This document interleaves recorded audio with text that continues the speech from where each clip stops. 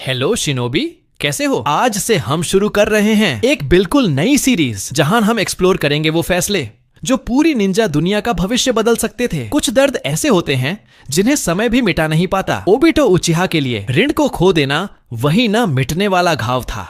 लेकिन क्या हो अगर किस्मत उसे अपनी गलती सुधारने का एक मौका दे दे, एक मौका अतीत की दीवारें तोड़कर उस पल में वापस जाने का जहां सब कुछ बदल सकता था। इस नई कहानी में ओबिटो सिर्फ एक ही लक्ष्य लेकर लौटता है, ऋण को हर हाल में बचाना। और अब देखते हैं कैसे उसका एक फैसला पूरी शिनोबी दुनिया की दिशा हिला देता है। What if Obito return to the past to save Rin? चलिए शुरू करते हैं। इतनी उम्मीद नहीं थी कि ओबिटो राख बनकर मिट जाने के बाद फिर से बचपन में रीबर्थ हो जाएगा। ओबिटो काकाशी को आखिरी अलविदा कहकर जब पूरी तरह अंधेरे में डूब रहा था, उसके होश धीरे धीरे खत्म होने लगे। लेकिन वो खत्म नहीं हुआ। जब उसने दोबारा आंखें खोली तो पाया कि वो एक लकड़ी की बेंच पर बैठा है। चारों तरफ देखा तो बिल्कुल क्लियर हो गया, ये तो कोनोहा है। अपनी नन्ही सी 5 साल वाली कलाई देखकर ओबिटो खुद ही हैरान रह गया। तभी उसे अपनी आंखों के अंदर एक बेहद जानी पहचानी ताकत जागती हुई महसूस हुई। उसने बिना सोचे समझे अपनी एनर्जी बाहर निकाली और उसकी आंखों में उभर आए उसके दोनों कामुई मंगेक्यू शरिंगन। स्थिति समझ न पाने पर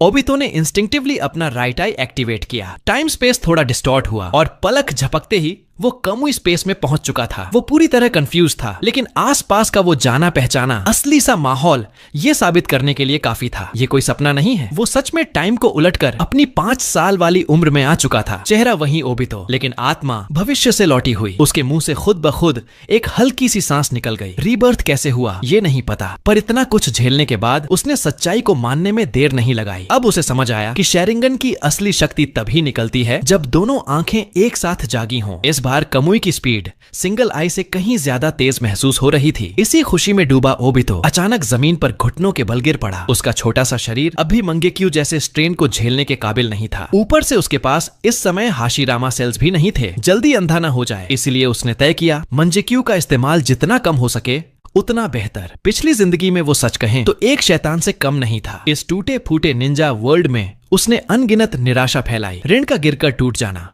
मिनाटो और कुशिना की फैमिली पर आई त्रासदी, न जाने कितने लोगों की मौत, और चौथे महान निंजा युद्ध में मारे गए असंख्य लोग, सीधे या इनडायरेक्टली सब उससे जुड़े थे। सब कुछ शुरू हुआ था ऋण की मौत देखने के बाद, जब उसने निराशा में मंगेक्यू जागा लिया था। इसलिए अंत में उसने नारुतो के लिए जान देने में भी हिचक नहीं की। गुनाहों की भरपाई तो नहीं होती, पर कुछ तो कर ले। लेकिन अब एक राक्षस को दोबारा मौका मिल गया था। इस टाइमलाइन में अभी बहुत सारी ट्रेजेडीज हुई ही नहीं थी। ओबिटो ने अपने दोनों कामुई को देखते हुए मन ही मन कसम खाई, इस बार मैं सब अपनी गलती खुद सुधारूंगा, मैं असली शांति लाऊंगा। और फिर हल्के से मुस्कुराकर बोला, नारुतो इस बार मैं सच में तुम्हें गर्माहट देने वाला हूँ। थोड़ी देर आराम करके वो वापस रियल वर्ल्ड में लौटा। दूसरी जिंदगी मिली है तो अब स्पीड रन ही सही। कोनोहा में इस वक्त यकीनन कई व्हाइट जेट्सू छुपे होंगे। वे सब मदारा की आंखें कान हैं। अगर उन्हें समझ आ गया कि वो रिबॉर्न हुआ है तो बड़ा झंझट खड़ा हो सकता है। भले ही अब उसे मदारा का उतना डर नहीं था, आखिर एक बूढ़ा होता जा रहा आदमी ही तो है। लेकिन उसे डर था कि कहीं उसके आसपास के लोग इसमें न फंस जाएं। इन्हीं बातों में सोच रहा था कि तभी उसके पीछे से एक बेहद प्यारी,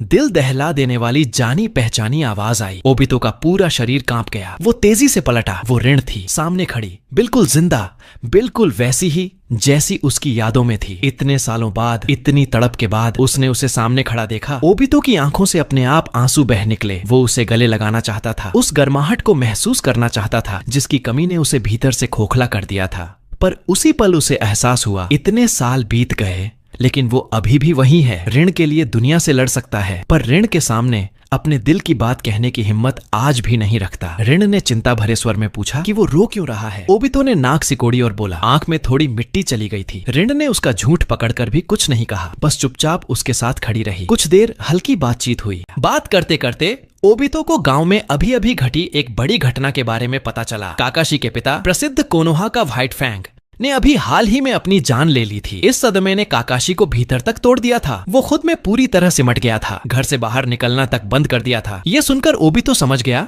कि उसे सबसे पहले क्या करना है, काकाशी को इस गम से बाहर निकालना। तो ओबिटो और ऋण दोनों उसके घर की तरफ निकल पड़े। रास्ते में रिन को बार बार महसूस हुआ कि ओबितो की आंखों और हाव भाव में कोई अजीब सी मैच्योरिटी आ गई है जो पहले कभी नहीं थी। थोड़ी देर में वो काकाशी के घर पहुंच गए। पिछली जिंदगी में नारुतो के भाई दिल से बात करो वाले इमोशनल हमलों का असर ओबितो पर गहरा बैठा था, तो इस बार उसने बहुत आसानी से काकाशी के मन की गांठ खोल दी। उसने शांत स्वर में कहा, तुम्हारे पिता एक सच्चे हीरो थे। हाँ, रूल्स तोड़ना गलत है, लेकिन जो अपने साथियों को नहीं बचाता वो तो किसी भी नकामी से भी नीचे होता है। काकाशी की आंखों में हल्की चमक आई, लेकिन उसके मन में एक और सवाल तेजी से उठ रहा था। ओबितो ये सब जानता कैसे है? और ये आज इतना मैच्योर क्यों लग रहा है? ये तो पहले वाला बेवकूफ सा छोटा ओबितो बिल्कुल नहीं लग रहा। ये बात बिल्कुल सही थी। वो माहौल, वो अंदाज, सब में उसके पिता जैसी मैच्योरिटी की झलक थी। ओबितो ने गहरी सांस ली। वो दुनिया से कुछ भी छुपा सकता था, लेकिन ऋण और काकाशी से नहीं। उसने दोनों को देखते हुए धीरे से कहा, जो मैं बताने वाला हूँ वो बहुत सीक्रेट है, और ये साबित करने के लिए कि मैं झूठ नहीं बोल रहा, मैं तुम्हें एक जगह लेकर चलता हूँ। ये बोलकर उसने कमुई एक्टिवेट किया और दोनों को अपने कमुई स्पेस में खींच लिया। वहां पहुंचकर ओबितो ने समझाया, ये मेरी आंखों का स्पेस टाइम एबिलिटी है। काकाशी और रिन दंग रह गए, लेकिन इससे भी बड़ा झटका तब लगा जब ओबितो ने कहा, असल में मैं 26 साल बाद के फ्यूचर से वापस आया हूँ। ये सुनकर दोनों के दिमाग हिल गए। ये बात कोई सामान्य इंसान मान ही नहीं सकता था, लेकिन मंगेक्यू शेरिंगन को अचानक एक्टिव होते देखकर, उसकी पर्सनैलिटी में आए मैच्योरिटी के बदलावे को देखकर उनके पास उसे झूठा मानने का कोई कारण नहीं बचा। फिर भी काकाशी स्वभाव से सतर्क था। उसका चेहरा गंभीर हो गया। उसने कहा, अगर तुम सच में फ्यूचर के ओबितो हो तो मुझसे लड़कर दिखाओ, क्योंकि उनकी छोटी छोटी प्रैक्टिस में ओबितो कभी भी उसे हरा नहीं पाया था। उसने ओपोजिंग सील दिखाया, मतलब एक चैलेंज। अगर तुम जीत गए तो मैं तुम्हारी फ्यूचर वाली कहानी सुनूंगा। ओबितो ने बेबस सी मुस्कान दी। उसे अपनी पिछली जिंदगी का दृश्य याद आया जब नारुतो ने उसे पीट पीट कर समझाया था। सच तो ये था कि वो नारुतो की बातें सुनता ही इसलिए था क्योंकि नारुतो ने उसे हराया था, तो उसने भी ओपोजिंग सील बना दिया और फिर लड़ाई शुरू हुई। कुछ ही पलों में रिन ने देखा कि काकाशी जमीन पर था और ओबितो उसके पास खड़ा। वो हैरान रह गई कि इतना आसान कैसे? काकाशी, जिससे ओबितो कभी जीत नहीं पाता था, आज उसी को उसने पलक झपकते हरा दिया। लेकिन रिन को इससे ज्यादा चिंता इस बात की थी कि फ्यूचर में ओबितो के साथ क्या क्या होने वाला है। ओबितो का शरीर अभी छोटा था, वो शेरिंगन से पूरा फ्यूचर नहीं दिखा सकता था, इसलिए उसने सिर्फ सबसे जरूरी बातें बताई। कैसे उसने अपनी एक शेरिंगन काकाशी को दी, कैसे वो काकाशी की बाहों में मर गया, कैसे उसने एक ऐसी दुनिया बनाने की कोशिश में सब बुरा किया जहां रिन जिंदा हो। Moon's eye plan, tailed beasts, 6 path sage, infinite Tsukuyomi, ये सब सुनकर इतनी छोटी उम्र के काकाशी और ऋण वहीं जमीन पर बैठ गए। ये सब उनके लिए बेहद अविश्वसनीय था, लेकिन ओबितो की आंखों में सच्चाई साफ दिख रही थी। ओबितो ने शर्म से सिर झुका लिया। मैंने बहुत बहुत गलतियां की थी, इतनी कि 100 बार मर जाऊं तब भी कम है। ओबितो ने थोड़ा रुक कर ऋण से माफी मांगी। मैं तुम्हें बचा नहीं पाया। ऋण ने तुरंत सिर हिलाया, जैसे कह रही हो कि वो खुद को दोषी न ठहराए। उसने शांत स्वर में कहा, पहले दिन की निंजा क्लास में ही तो बताया था, निंजा होना हाई रिस्क काम है, कभी भी कुछ भी हो सकता है, मौत भी। भले ही फ्यूचर में अपनी मौत की बात सुनकर उसका दिल पूरी तरह विचलित था, लेकिन वो मुस्कुराकर बोली, अगर वो मौत गांव को बचाने के लिए हो तो उतनी बुरी भी नहीं लगती। ऋण ने हल्की मुस्कान दी और कहा, और ऊपर से ओबितो, तुम फ्यूचर से वापस आए हो तो इसका मतलब इस बार भविष्य वही नहीं रहेगा। अब ये सब पहले जितना दर्दनाक नहीं होगा। ये सुनकर ओबितो की सांस हल्की हुई। उसने बहुत गंभीरता से ऋण से वादा किया, इस बार मैं वो सब फिर से नहीं होने दूंगा, एक भी ट्रेजेडी रिपीट नहीं होगी। ऋण, जिसने अभी अभी उसकी यादों से सब देखा था, अब बखूबी समझ चुकी थी कि ओबितो उसे कितना गहराई से चाहता था। हाँ, वो सफर बहुत खतरनाक, बहुत दर्दनाक था, लेकिन जब उसे पता चला कि ओबितो ने सिर्फ उसके लिए पूरी निंजा दुनिया से दुश्मनी मोल ली, उसकी आंखों से आंसू रुक ही नहीं पाए, क्योंकि वो अभी बस 5-6 साल की थी। उसे दुनिया की बड़ी बातें समझ नहीं आती थीं, पर इतना समझ गई थी कि कोई उसे बेहद बेहद गहराई से चाहता है। वो ओबितो के पास आई और उसे कसकर गले लगा लिया। अब उसे समझ आया कि कुछ देर पहले मिलने पर ओबितो क्यों इतना टूटकर रो पड़ा था। दूसरी तरफ काकाशी बिल्कुल चुप था। ओबितो की बातों को जोड़ते जोड़ते उसने लगभग पूरा फ्यूचर समझ लिया था, और सच कहें तो ओबितो ने वहां जो किया था उसे सबने छोड़ दिया वाली हालत कहना भी कम होगा। लेकिन ओबितो ने अभी उन्हें असली मास्टरमाइंड ब्लैक जेत्सु और मदारा का सच नहीं बताया, क्योंकि वो दोनों अभी इन सब के लिए बहुत छोटे थे। अगर सही कहें, ओबितो ने भविष्य में चाहे कितनी भी गलतियां की हों, लेकिन काकाशी और ऋण, इन दोनों को उसे जज करने का अधिकार ही नहीं था। और फिर वो फ्यूचर वाला ओबितो था, अभी कुछ भी हुआ नहीं था। अब जब तीनों सच जान चुके थे, उन्होंने मिलकर निर्णय लिया, हम तीनों मिलकर इस लड़ाई से भरी दुनिया को बदलेंगे। शांति कैसे लाई जाएगी, इसका जवाब फ्यूचर दे देगा। अभी उनका काम था खुद को जितना हो सके उतना मजबूत बनाना। सब कुछ समझा देने के बाद ओबितो ने फिर से कमुई एक्टिवेट किया और सबको वापस काकाशी के घर ले आया। ऋण फिर से उसकी एबिलिटी देखकर चकित हो गई। सच में ये पावर माइंड ब्लोइंग है। और तब काकाशी अपने भीतर चल रही लड़ाई से बाहर निकल चुका था। वो गंभीर होकर अपने पिता व्हाइट फेंक की याद में रखे सामान के पास आया। उसकी छोटी तलवार को दोनों हाथों से सम्मान पूर्वक उठाया। काकाशी ने मन ही मन तय कर लिया, वो खुद जाकर आगे का रास्ता देखेगा और ये भी पता लगाएगा कि क्या वाकई कोनोहा के ऊपर बैठे लोग उतने ही गिरे हुए हैं जैसा ओबितो ने बताया है। ओबितो के शब्दों में व्हाइट फेंक की मौत कोई हार नहीं थी, वो थी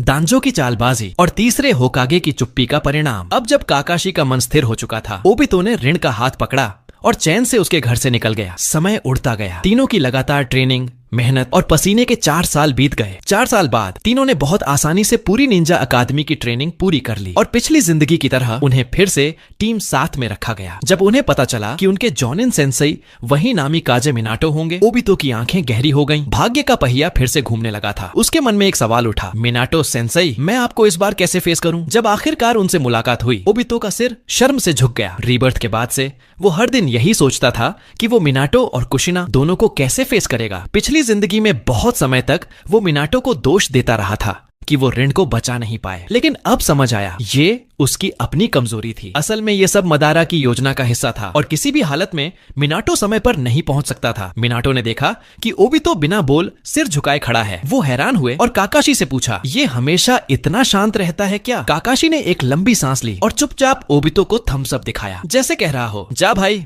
बोल दे। आखिरकार ओबितो ने हिम्मत जुटाई और कहा, मिनाटो सेंसेई, कुछ बातें हैं जिन्हें मैं अभी नहीं बता सकता, पर मैं वादा करता हूँ एक दिन सब बता दूंगा। फिर वो घुटनों पर बैठ गया और गहरा सम्मान दिखाते हुए झुक गया। मिनाटो और भी कंफ्यूज हो गए। वो आगे आए, ओबितो के सिर पर हाथ रखा और बोले, निंजा ऐसे यूं ही सिर नहीं झुकाते, और वैसे भी तुम अभी निंजा बने ही कहाँ हो। आखिरी परीक्षा बाकी है। अगली चुनौती थी मिनाटो के हाथ के 2 घंटियों बेल्स को छीनना। मिनाटो को पहले से पता था कि तीनों की ताकत कम नहीं है, तो जैसे ही उन्होंने लड़ाई की मुद्रा बनाई, ओबितो का मन शांत हो गया। उसने काकाशी और ऋण को हल्का सा इशारा दिया। तीनों ने तुरंत एक शानदार त्रिकोणीय फॉर्मेशन बना ली। मिनाटो मुस्कुराए, अच्छा बढ़िया कोऑर्डिनेशन है। थोड़ी देरी में काकाशी ने सबसे पहले हमला किया। उसका शॉर्ट ब्लेड मिनाटो के कुनाई से टकराया और कुछ सेकंड के लिए हथियार की रीच के कारण वो मिनाटो को पीछे ढकेलने में सफल रहा। ऊपर से पेड़ पर खड़ी ऋण ने समय देखकर एक शुरिकेन एरो नीचे छोड़ा। मिनाटो ने अद्भुत रिफ्लेक्स दिखाया, एक परफेक्ट बैकफ्लिप। अटैक को पूरी तरह डॉज कर लिया, लेकिन उतरते ही उन्होंने महसूस किया जमीन पर तो एक्सप्लोसिव टैग्स लगे हुए हैं। मिनाटो ने हल्की मुस्कान दी, गुड टैक्टिकल प्लानिंग। उन्होंने ऊपर एक फ्लाइंग रेजिन कुनाई फेंका और उसी का उपयोग कर तुरंत पेड़ पर टेलीपोर्ट हो गए। नीचे का एक्सप्लोजन हुआ, धुआं उठा और वहीं से ऋण ने फिर एक एरो छोड़ा। मिनाटो ने कुनाई से उसे डिफ्लेक्ट किया, लेकिन तभी पीछे से एक ठंडी सी सिहरन। ओबितो उनके ठीक पीछे खड़ा था। उसका हाथ घंटी की तरफ बढ़ चुका था। मिनाटो सेंसेई, ओबितो ने आत्मविश्वास से कहा, इस बार जीत मेरी है। घंटी उसके हाथ में आ चुकी थी। नीचे काकाशी और ऋण खुशी से चिल्ला उठे, हम जीत गए। लेकिन तभी घंटी अचानक 2 पत्तों में बदल गई और मिनाटो एक सफेद धुएं में बदल गए। ओबितो स्तब्ध रह गया। वो एक्सप्लोजन के ठीक अंतिम पल में मिनाटो ने शैडो क्लोन बनाया था। क्लोन ने सामने आकर ध्यान खींचा, जबकि असली मिनाटो दूर झाड़ियों में छिपकर सही मौके का इंतजार कर रहे थे। अब असली मिनाटो बाहर आए और मुस्कुराकर बोले, तुम तीनों रिकॉर्ड से कहीं ज्यादा मजबूत हो। इतने छोटे बच्चों से लड़ते हुए ही अगर उसे फ्लाइंग रेजिन इस्तेमाल करने पर मजबूर होना पड़े तो ये मान लेने के लिए काफी था कि तीनों पहले ही पास हो चुके हैं। लेकिन मिनाटो अब भी देखना चाहते थे कि इनका असली लिमिट क्या है। ओबितो और काकाशी दोनों साइड से उन पर टूट पड़े। मिनाटो को अपने कुनाई निकालकर लगातार डिफेंड करना पड़ा। थोड़ी देर की टैजुत्सु भिड़ंत के बाद ओबितो ने अचानक फायरबॉल जुत्सु छोड़ दिया। इतना बड़ा आग का गोला देखकर मिनाटो पीछे छलांग लगाते हुए जिगजैग में डॉज करने लगे। उनके मन में एक ही बात थी, इतनी छोटी उम्र में इतना पावरफुल फायर स्टाइल और टाइमिंग भी परफेक्ट। धुएं से भरे माहौल में अचानक तेज करंट की आवाज गूंजी। काकाशी एक हाफ कंप्लीट चिदोरी लेकर धुएं को चीरता हुआ मिनाटो पर टूट पड़ा। मिनाटो की नजरें उस चमकती बिजली पर टिक गईं। उन्होंने सोचा, तो ये इलेक्ट्रिक स्टिमुलेशन से स्पीड बढ़ाने की ट्रिक है। लगता है काकाशी भी कम नहीं है ओबितो से। आखिरी पल में मिनाटो ने खुद को ट्विस्ट किया और चिदोरी बाल बाल मिस हुआ, लेकिन बिकॉज वो अभी आधा अधूरा था, काकाशी रुक नहीं पाया और सीधे पेड़ से जा टकराया। उसी क्षण जब मिनाटो ने एक पल राहत की सांस ली, ओबितो न जाने कब उनके ठीक बगल में खड़ा था। उसने मन में सोचा, लड़ाई के बीच ध्यान भटकता नहीं, ये तो आपने ही सिखाया है सेंसे। और उसी पल उसने फिर से बेल की तरफ हाथ बढ़ाया। मिनाटो हंसे बिना रह नहीं पाए। इस बार मेरी ही गलती है। वो चाहे तो अभी फ्लाइंग रेजिन से दूर जा सकते थे, लेकिन फिर सोचा 3 बच्चों से बचने के लिए फ्लाइंग रेजिन, ये तो मेरी इज्जत ही खत्म कर देगा। और इस तरह ओबितो ने आखिरकार घंटी सीधे उनके कमर से निकाल ही ली। मिनाटो ने गर्व से मुस्कुराते हुए कहा, तुम तीनों मेरी उम्मीदों से कहीं ज्यादा बेहतर निकले। उन्होंने तुरंत गौसन्ना किया। तीनों पास हैं। बैठक खत्म होने के बाद काकाशी ने ओबितो से पूछा, तूने फ्यूचर की सच्चाई मिनाटो सेंसेई को क्यों नहीं बताई? ओबितो हल्का हंसा। उनकी पोजीशन ऐसी है कि वो ये बात सुनते ही सबसे पहले होकागे को रिपोर्ट देने जाएंगे, और मैं मिनाटो पर भरोसा करता हूं, पर हिरुजन पर बिल्कुल नहीं। तीसरा निंजा युद्ध आने ही वाला था, और उस युद्ध का सामना करने के लिए ओबितो ने फैसला कर लिया उसे युद्ध से पहले हाशिरामा सेल्स लगवानी ही होंगी, और इसके लिए उसे किसी न किसी तरह ओरोचिमारू से संपर्क करना पड़ेगा। लेकिन अपनी ओरिजिनल आइडेंटिटी में यह संभव नहीं था, तो वो पुरानी जिंदगी वाला मास्क्ड मैन एवेटार अब फिर से लौटने वाला था। उस रात कोनोहा के एक गुप्त प्रयोगशाला में ओरोचिमारू हाशिरामा सेल्स पर मानव प्रयोग कर रहा था। वो खास खुश नहीं था, क्योंकि दांजो और उसके वुड रिलीज एक्सपेरिमेंट अब तक पूरी तरह फेल थे। अचानक पीछे की हवा मुड़ी, जगह डिस्टॉर्ट हुई और वहां एंट्री हुई। ओबितो अपना टाइगर पैटर्न वाला मास्क पहने हुए। ओरोचिमारू एकदम चौंक गया। वह तुरंत घूमा और स्ट्राइकिंग शैडो स्नेक हैंड्स चलाया, लेकिन उसका हमला ओबितो के आर पार निकल गया। उसने हिस्सास्टोन में पूछा, तुम हो कौन और इस तरह की जगह को ढूंढा कैसे? ओबितो ने हल्की ठंडी हंसी दी। तुम्हें ये जानने की जरूरत नहीं, बस इतना समझो मेरे पास वो चीज है जिसमें तुम बहुत दिलचस्पी रखते हो, और मैं तुमसे एक सौदा करना चाहता हूँ। ओरोचिमारू पूरी तरह सीरियस हो गया। पीछे से अचानक प्रकट होना, उस पर हमला ना हो पाना, ये सब बताता था कि ये इंसान बिल्कुल ऑर्डिनरी नहीं है। वो धीमे खतरनाक स्वर में बोला, कहीं हाशिरामा सेल्स तो नहीं? ओबितो ने हल्की सी घुड़घुड़ाहट की। सही पहचाना। फिर उसने कहा, मैं तुम्हें हाशिरामा सेल्स निकालने का सही तरीका दे सकता हूँ, और ये भी बता सकता हूँ कि तुम्हारे नेक्स्ट रीइंकार्नेशन के लिए सबसे परफेक्ट शरीर कौन सा होगा। ये सुनते ही ओरोचिमारू के दिमाग में जैसे बिजली दौड़ गई। सामने वाला मास्क्ड मैन उसकी शोध को सालों आगे बढ़ाने वाले रहस्य बता रहा था। सौदा पक्का हो गया। ओबितो ने कहा, तैयार रहना, अगली मुलाकात में मैं तुम्हारे लिए सबसे परफेक्ट वेसल लेकर आऊंगा, तुम्हारे अगली डेवापाथ के लिए। और इतना कहकर उसने हाथ हिलाया और वहां का सारा ट्रेस मिटा दिया। ओरोचिमारू ने अपनी सांप सी जीभ हल्की सी बाहर निकाली। बहुत दिलचस्प, अब खेल और मजेदार होने वाला है। उधर ओबितो अपने घर में प्रकट हुआ। मास्क धीरे धीरे गायब होने लगा और उसके पीछे से वही बड़ा हुआ ओबितो का चेहरा उभरा। फिर उसने ट्रांसफॉर्मेशन हटाकर वापस बच्चे की शक्ल ले ली। वो जानता था कि ओरोचिमारू से मिलना एक बड़ा रिस्क था, लेकिन उसके 2 मकसद थे। पहला, हाशिरामा सेल्स हासिल करना, और दूसरा, अपने भविष्य ज्ञान का इस्तेमाल करके ओरोचिमारू को सब्टली गाइड करना, ताकि वो भी और मजबूत होकर आगे आने वाली लड़ाइयों के लायक बन सके। भविष्य में ओबितो दाता ओत्सुत्सुकी की ताकत से मारा गया था। वो शक्ति इतनी भयावह थी कि खुद उसके अंदर डर पैदा हुआ। उसने निष्कर्ष निकाला, ओत्सुत्सुकी कोई एक नहीं, पूरा एक क्लैन है, और उनसे निपटने के लिए उसे पहले से तैयार रहना होगा। इसके लिए नॉलेज जरूरी था, और नॉलेज का नाम था ओरोचिमारू। इसके अलावा इस बार वो फ्लाइंग रेजिन समेत कई फॉरबिडन और सीक्रेट जुत्सु भी सीखने वाला था। फिलहाल नारुतो और सास्के का जन्म भी नहीं हुआ था, मतलब ओबितो के पास बेहद लंबा समय था खुद को पूरी तरह ट्रेन करने का। उधर कामुई ब्रिज के पास एक गहरे भूमिगत गुफा में सोया हुआ मदारा उचिहा धीरे धीरे जागने लगा। व्हाइट जेत्सु एक चौंकाने वाली खबर लेकर आया। वो बच्चा ओबितो जिसे आपने निगरानी में रखा था, उसका हाल का व्यवहार कुछ ज्यादा ही असामान्य है। मदारा की आंखें हल्की खुली और उसने संकेत दिया कि जेत्सु आगे बताए। जेत्सु ने कहा, चाहे ओबितो कितना भी सावधान रहे, मेरी निगरानी से बच नहीं सकता। और बिल्कुल पक्की खबर है, ओबितो ने मनगेक्यू शरिंगन जागा लिया है। मदारा की आंखों में एक पल को हैरानी चमकी, फिर वह जोर से हंसा। जैसा मैंने सोचा था, ये बच्चा सही चुना गया है। उसने धीरे से कहा, बस उसे दुनिया की क्रूर हकीकत दिख दो, उसका सारा प्यार नफरत में बदल जाएगा, और फिर वो मेरा होगा। उसने आदेश दिया, ब्लैक जेत्सु, ओबितो की ब्लैकनिंग प्लान शुरू करो, और शुरुआत ऋण से होगी। समय बीतता गया। दिन रात की ट्रेनिंग से 6 महीने गुजर गए। इस दौरान ओबितो ने फ्लाइंग रेजिन पूरी तरह सीख लिया था। इसी दिन अचानक मिनाटो उसके सामने प्रकट हुए। उन्होंने कहा, तैयार हो जाओ, एक अर्जेंट मिशन है। हमें विंड देश लोरन की रानी की सुरक्षा करनी है। लोरन के बारे में ओबितो को बहुत कम जानकारी थी, बस जेत्सु से सुना था कि कभी भविष्य में नारुतो भी इस जगह पर मिशन पर आया था। उस रात लोरन की यात्रा के दौरान आराम करते हुए मिनाटो एकदम गंभीर हो गए और बोले, ओबितो, क्या तुम मुझसे कुछ छुपा रहे हो? इन 6 महीनों में तुम्हारे अंदर जितने बदलाव आए हैं, तुम्हारी उम्र के बच्चे में ऐसा लगभग असंभव है। ओबितो के माथे पर ठंडी पसीना आ गया। वो समझ गया, आज बिना कुछ बताए ये बात नहीं टलेगी। उसने गहरी सांस ली और आखिरकार फ्यूचर की सच्चाई बताना शुरू कर दी। सब कुछ शुरू हुआ था एक कमुई डिमेंशन की ट्रेजेडी से। उसने बताया, 9 टेल्स का attack, moons eye plan, Ninja war, उसके पाप, उसकी मौत, सब कुछ। मिनाटो एकदम स्तब्ध रह गए, लेकिन आखिर में उन्होंने ओबितो के कंधे पर हाथ रखा। मैं वादा करता हूँ, इस भविष्य को मैं किसी को नहीं बताऊंगा। जहाँ तक कुशिना का सवाल था, वो बोले, वो तो तुम्हें ही भविष्य में समझाना होगा। अगले दिन वे आखिरकार विंड देश के विशाल रेगिस्तान में पहुंचे। रेत में से एक ऊंचा सुनहरा शहर उभर रहा था, लोरन। ऋण इस खूबसूरत शहर को देखकर अचंभित रह गई। गई। ओबितो ने एक लंबी नजर डाली, लेकिन उसके मन में थोड़ी कसक उठ रही थी। पता नहीं क्यों भविष्य में इस शहर का नाम इतिहास से लगभग पूरी तरह मिट गया। शुरू करते हैं। इस शहर के पूरी तरह बर्बाद हो जाने की वजह आखिर क्या थी? अचानक इमारतों के बीच से तेज लड़ाई और धमाकों की आवाजें गूंजने लगीं। सब लोग आवाज की दिशा में भाग पड़े। करीब पहुंचते ही उन्होंने देखा कि सोने बालों वाला लड़का नारुतो एक पपेट से लड़ रहा था। ओबितो के माथे पर पसीना आ गया। ये नारुतो, वो यहाँ कैसे? दूर से मिनाटो भी चिंता भरी नजर से नारुतो को देख रहे थे। तो ये है नारुतो का असली रूप। उन्होंने सबको मास्क पहन लेने को कहा ताकि कोई बेकार की दिक्कत न हो। नारुतो जब खतरे में फंसा हुआ था तभी मिनाटो अचानक प्रकट हुए और फ्लाइंग रेजिन से उसे सुरक्षित बाहर ले आए। उसी समय काकाशी तेजी से बढ़कर पपेट की चाकरा स्ट्रिंग्स काट देता है। खतरे से बाहर आने के बाद मिनाटो खुद नारुतो की चोट बांधने लगे। नारुतो ने एक चमकती मुस्कान के साथ सबको धन्यवाद कहा। ओबितो को हंसी आ गई। उसकी फास्ट हीलिंग देखकर लग रहा था कि पट्टी बंधते ही वो ठीक भी हो जाएगा। इसके बाद नारुतो ने उत्सुकता से पूछा, आप लोग कौन हो? मिनाटो ने सीधी पहचान नहीं बताई। उन्होंने बस मास्क थोड़ा नीचे किया। हम भी कोनोहा के शिनोबी हैं। नारुतो को अचानक एक अजीब सी अपनापन वाली फीलिंग आई। इस नरम आवाज वाले बड़े भाई जैसे आदमी से उसे तुरंत कनेक्शन महसूस हुआ। फिर उसने छोटे काकाशी की तरफ देखा। और ये क्या काकाशी सेंसे का फैन है? हेयर स्टाइल तक सेम है। काकाशी ने धीरे से ओबितो से पूछा, ये सच में फ्यूचर का सेवियर है? थोड़ी बातचीत के बाद मिनाटो ने नारुतो को सच बताया। ये जगह 20 साल पुराना अतीत है और अगर तुम उस आदमी को हरा दो जिसने टाइम स्पेस जुत्सु अब्सॉर्ब कर लिया है तो तुम वापस अपने समय में लौट जाओगे।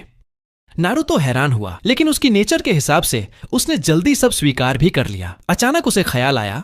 उसने काकाशी की ओर इशारा किया, अगर ये 20 साल पहले है तो तुम काकाशी सेंसे के बचपन वाले वर्जन हो? काकाशी ने हाथ हिलाकर कहा, जी वही हूँ। इस बीच ओबितो ने फ्यूचर के बारे में कुछ सवाल पूछे। नारुतो की बातों से ओबितो ने अंदाजा लगाया कि नारुतो उसी समय से आया है जब जिराया का निधन हो चुका था और पेन का हमला अभी होना बाकी था। मतलब नारुतो अभी तक अपने पिता की असली पहचान नहीं जानता था। ओबितो ने इशारा किया कि सब अब मास्क हटा दें। जैसे ही नारुतो ने मिनाटो का चेहरा देखा वो एकदम स्टन्ड रह गया। आप चौथे होकागे, जिराया सेंसे के स्टूडेंट। नारुतो ने जल्दी से कहा, प्लीज 20 साल बाद जिराया सेंसे को अकेले उस डेंजरस मिशन पर मत जाने देना। मिनाटो कुछ पल चुप रहे, फिर सिर हिलाया, ठीक है, लेकिन अभी नॉस्टैल्जिया का समय नहीं था। सबने रोग शिनोबी को पकड़ने का मिशन शुरू किया। बहुत जल्द नारुतो ने एक विशाल हॉल में नीचे गिराई जा रही रानी सारा को बचा लिया। उसकी बातों से ओबितो को समझ आया कि अनल्यूशन नाम का मंत्री ही वो असली गद्दार है जिसे वो ढूंढ रहे हैं। उन्होंने तय किया कि रानी को असली सच दिखाया जाए। रास्ते में नारुतो ने धीरे धीरे सारा का ट्रस्ट जीत लिया। थोड़े समय में दोनों के बीच स्ट्रॉन्ग बॉन्ड बन गया। यह देखकर मिनाटो ने धीरे से ओबितो से पूछा, क्या तुम्हें पूरा यकीन है कि तुम्हारी यादों वाला नारुतो किसी लड़की को इम्प्रेस ही नहीं कर पाता था? ओबितो ऑकवर्ड होकर बोला, लड़की तो छोड़ो, लड़का सासके भी उसके हाथ नहीं आया। इतना चेस किया फिर भी नहीं। बातों हंसी में सब आगे बढ़ते गए और पहुंच गए ड्रैगन वेन के मेन एरिया में। सारा शॉक्ड रह गई। असली में वहां पपेट वेपन्स बनाए जा रहे थे और बहुत सारे लोग गुलाम बनाए गए थे। उसने नारुतो से विनती की, कृपया इन्हें रोको। पहला कदम था उस एनर्जी को बंद करना जो इस पूरी फैक्ट्री को चला रहा था। नारुतो और टीम की प्रोटेक्शन में सारा ने ड्रैगन वेन का ब्रांच बंद कर दिया, लेकिन तभी बहुत बड़ी संख्या में पपेट्स उन पर टूट पड़े क्योंकि गद्दार को उनकी हरकतों का पता चल चुका था। जैसे ही नारुतो ने उस आदमी का चेहरा देखा उसे यकीन हो गया कि यही वही गद्दार है, मुकादे, जिसे पकड़ना उनका मिशन था। मुकादे ने नारुतो को देखते हुए घमंड से कहा, अब मेरे पास ड्रैगन वेन की पावर है। मैं लगभग दूसरा सेज ऑफ 6 पाथ्स हूँ। मुझे कोई साधारण इंसान हरा नहीं सकता। पीछे खड़े ओबितो ने मास्क के अंदर हल्की हंसी दबाई। ये उसकी सुनी हुई सबसे बेवकूफी वाली बात थी। अगले ही पल उसने डबल कमुई एक्टिवेट किया और एक झटके में मुकादे का सिर घुमाकर अलग कर दिया। लेकिन ओबितो को जीत की खुशी नहीं हुई क्योंकि सामने पड़ा शरीर असली नहीं था, वो तो एक पपेट था। ऊपर से ड्रैगन वेन की एनर्जी की वजह से वो पपेट तुरंत अपनी असली शक्ल में लौट आया। मुकादे पागलों की तरह हंसने लगा, लॉरेंड में मैं अजय हूँ। अचानक बैंगनी रंग की चाकरा थ्रेड्स सारे पपेट से जुड़ गईं। मुकादे ने उन सबको कंट्रोल कर एक विशाल सेंटीपीड जैसा मेगा पपेट बना दिया। ओबितो ने उस भद्दे से पपेट को देखकर सिर हिलाया। इसमें कला का 10,000वां हिस्सा भी नहीं है। लेकिन आखिरकार मुकादे सिर्फ दिखावा ही निकला। जैसे ही सारा ने ड्रैगन वेन का सोर्स बंद कर दिया, सभी ने मिलकर उस जायंट पपेट को नष्ट कर दिया। अब बस मुकादे को हराना था और फिर नारुतो अपने समय में वापस जा सकता था। मिनाटो एक पल को हिचकिचाए। उन्हें इस बड़े हो चुके भविष्य वाले बच्चे से थोड़ा और समय बिताने का मन हो रहा था, लेकिन सच ये था कि नारुतो इस समय रेखा का हिस्सा नहीं था। उसे वापस जाना ही होगा। तभी नारुतो ने उन्हें रोक लिया। उसने कहा, क्या मैं जाने से पहले जिराया सेंसे से मिल सकता हूँ? मिनाटो ने अफसोस से कहा, अभी जिराया बहुत दूर कोनोहा में है। मेरी फ्लाइंग रेजिन सीधे वहाँ नहीं पहुँच सकती और पैदल जाने का हमारे पास समय नहीं है। ये सुनकर नारुतो की आंखों में गहरी उदासी उतर आई। जिराया के साथ बिताए सारे पल उसके दिल में उमड़ आए। उसने मुस्कुराते हुए आंसू दबाए। कोई बात नहीं, बस कह ही रहा था। अब वक्त था अपने समय में लौटकर माउंट मायोबोकू जाकर सेज मोड की ट्रेनिंग पूरी करने का। ओबितो ने नारुतो की कमजोरी महसूस कर ली। पिछली जिंदगी में उसने नारुतो के प्रति बहुत कर्ज छोड़े थे, इसलिए इस बार नारुतो जो चाहेगा वो उसे पूरा करने की कोशिश करेगा। उसने रिन को कहा कि मेडिकल जुत्सु से मुकादे को जिंदा रखे। फिर उसने कहा, मैं कमुई से नारुतो को कोनोहा ले जाऊंगा। रिन घबरा गई। इतनी दूरी का ट्रांसफर तुम्हारी आंखों के लिए खतरनाक होगा। ओबितो ने कहा, चिंता मत करो, मैं अभी हशिरामा सेल्स ट्रांसप्लांट करने वाला हूँ। अंधा भी हुआ तो ठीक हो जाऊंगा। फिर उसने कमुई एक्टिवेट किया। उसकी आंख से खून की धारा बहती गई और एक बड़ा मुड़ता तिरछा स्पेस टाइम पोर्टल बनने लगा। नारुतो हैरानी से चिल्लाया, ये तो काकाशी सेंसे की आंख की पावर है। ये इसके पास कैसे? पोर्टल के उस पार कोनोहा गांव था और इस तरह नारुतो 20 साल पुराने कोनोहा में पहुंच गया। कुछ पूछताछ करने पर वह सीधे उस जगह पहुंचा जहां जिराया चुपचाप बैठकर रेमन खा रहे थे। इस समय रेखा में जिराया उसे पहचानते नहीं थे, बस इतना लगा कि ये लड़का मिनाटो जैसा दिखता है। जिराया ने खुद आगे बढ़कर पूछा, अरे घूमने आए हो क्या कोनोहा? नारुतो ने गहराई से उनकी तरफ देखा। आंखों में भावनाएं उभर रही थीं। फिर उसने जल्दी जल्दी सिर हिलाया। जिराया मुस्कुराए, अच्छा, और लगता है तुम यहाँ के रेमन से पहले से ही काफी परिचित हो। पहली बार वाले नहीं लगते। नारुतो ने हाँ कहा और पूछा, आप किस बात पर सोच में पड़े थे? जिराया परेशान थे कि अपनी नई किताब के हीरो का नाम क्या रखें। नारुतो को कुछ याद आया। उसने कहा, क्या मैं मदद कर दूं? लेकिन जिराया मुस्कुराकर बोले, नहीं, अब जरूरत नहीं, मेरे मन में जवाब आ गया है। उन्होंने नारुतो को गौर से देखा। मेरी कहानी का नायक बिल्कुल तुम्हारे जैसा ही होगा और चूंकि मैं उसे रेमन खाते हुए मिला हूँ तो नाम भी रेमन की एक टॉपिंग पर रख देता हूँ, नारुतो। ये सुनते ही नारुतो की आंखों से आंसू रुक ही नहीं पाए। जिराया जैसे ही रेमन खाते हुए पीछे मुड़े, उन्हें नारुतो का नाम सुनकर अच्छा लगा और उन्होंने कहा, नाम तो काफी अच्छा है। यह सुनकर नारुतो डर गया कि कहीं जिराया उसे पहचान न ले, लेकिन फिर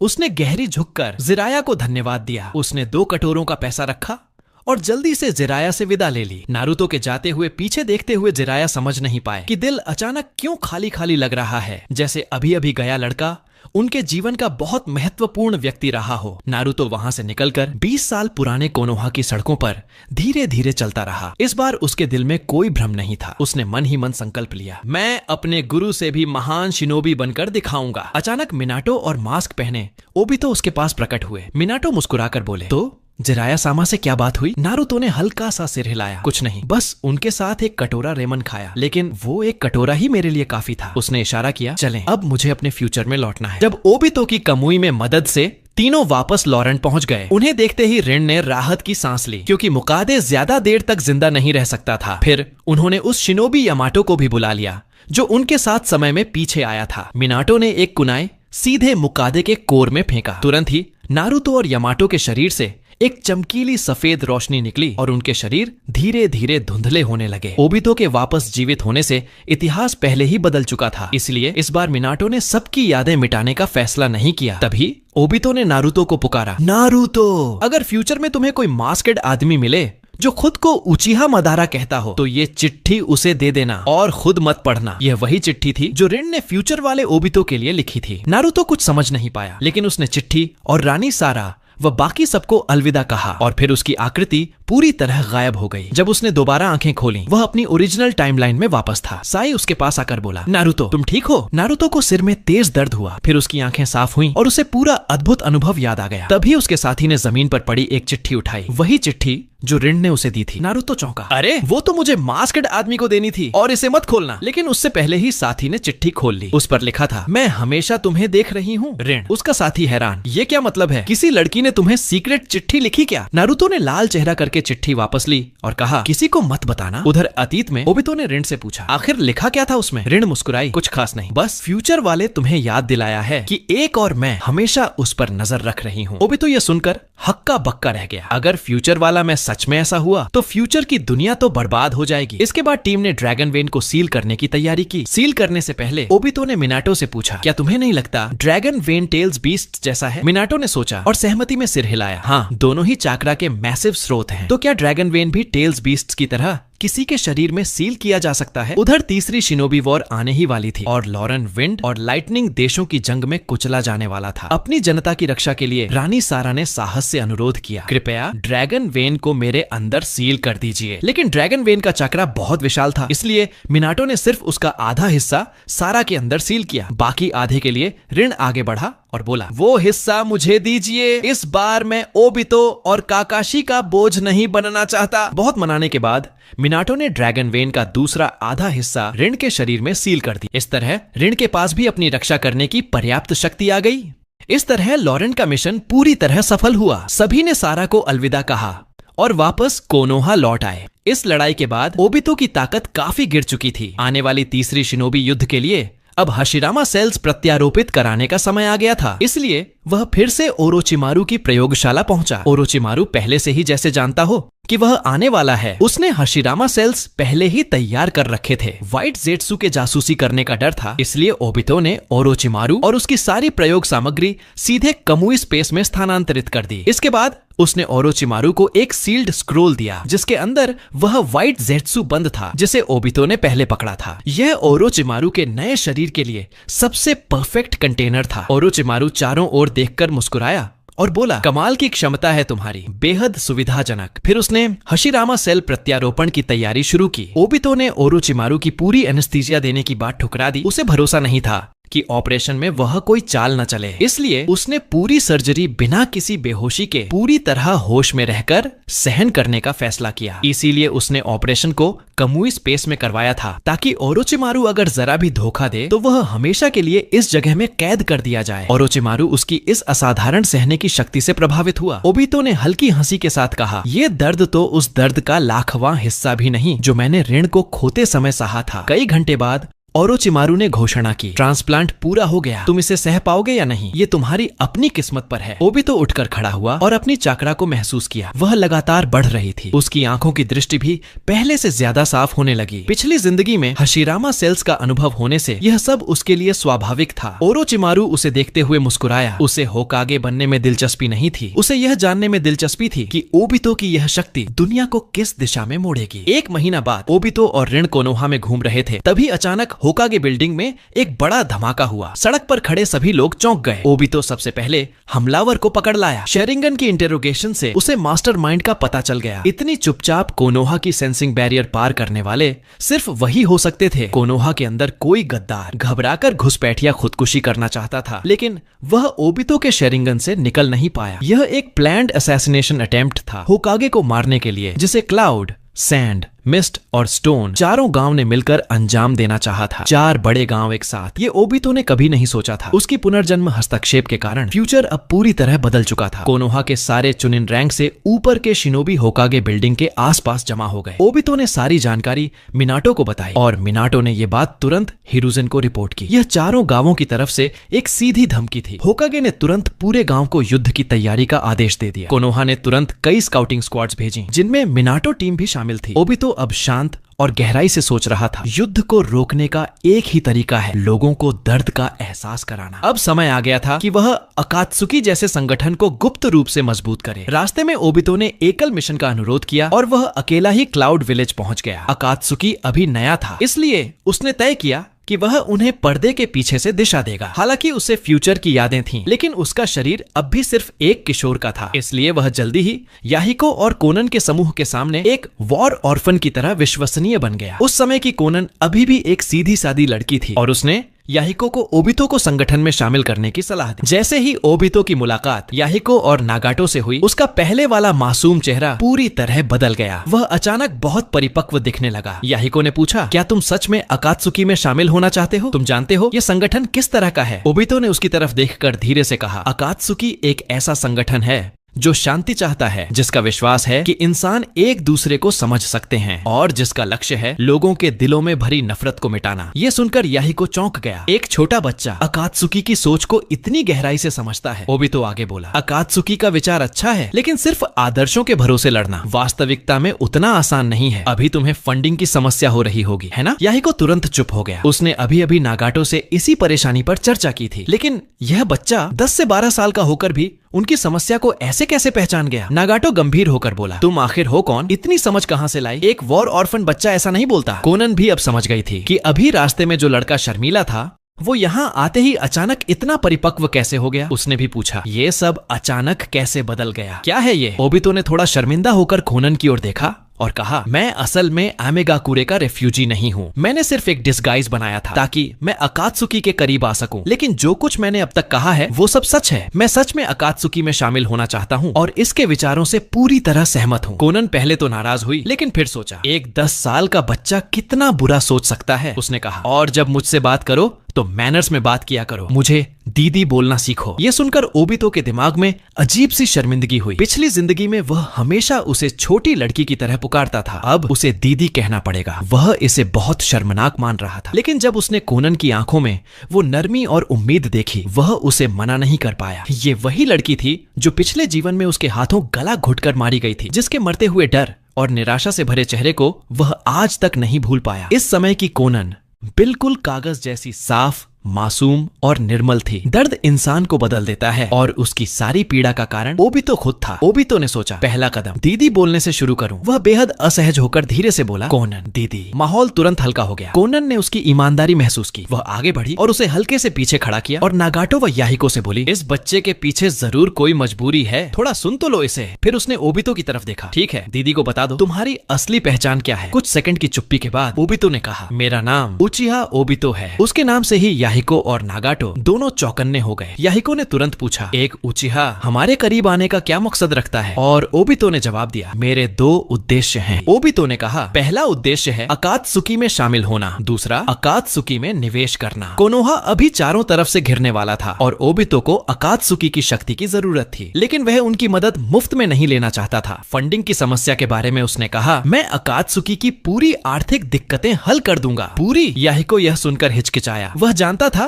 कि सिद्धांतों के सामने पैसे के आगे झुकना गलत है, लेकिन ओबितो जो दे रहा था वह बहुत ज्यादा था। और जब याहिको को पता चला कि ओबितो भी जिराया के शिष्यों की वंश रेखा से है, तो सीनियरिटी के हिसाब से ओबितो को कोनन और बाकी को सीनियर कहना चाहिए था। आखिरकार याहिको ने ओबितो को अकात्सुकी में शामिल होने की अनुमति दे दी। उसने संगठन की यूनिफॉर्म निकालकर ओबितो को दी। ओबितो ने देखा, इस यूनिफॉर्म में कुछ लाल बादल, रेड क्लाउड्स नहीं थे। उसने सुझाव दिया कि इन्हें जोड़ा जाए। कोनन उसकी बात से बहुत खुश हुई और तुरंत सुझाव अपना लिया। इस तरह एक पूरी जिंदगी के बाद ओबितो ने फिर से लाल बादलों वाली चोगा, अकात्सुकी क्लोक पहनी। याहिको ने पूछा, तुम्हारे हिसाब से अकात्सुकी का भविष्य कैसा होना चाहिए? ओबितो ने बिना हिचक सीधे नागाटो की ओर इशारा किया। अकात्सुकी के पास नागाटो की रिनेगन है, लेकिन टीम अभी भी बहुत कमजोर है। पहला कदम होना चाहिए और ताकतवर सदस्यों की भर्ती। याहिको को बात पसंद तो आई, लेकिन उसने कहा, अभी हमारे पास न नाम है, न ताकत, न पैसा। हम स्ट्रॉन्ग शिनोबी को कैसे आकर्षित करें? ओबितो ने कहा, उसकी चिंता मत करो, मेरे पास पहले से सही उम्मीदवार हैं। वह अपने पिछले जीवन के सभी अकात्सुकी सदस्यों को इस बार भी एक एक करके जोड़ना चाहता था। सबसे पहले काकुजू, जो तकीगाकुरे का रोग शिनोबी था, ब्लैक मार्केट का मशहूर बाउंटी हंटर और फाइनेंस मास्टर। अगर वह शामिल हो जाए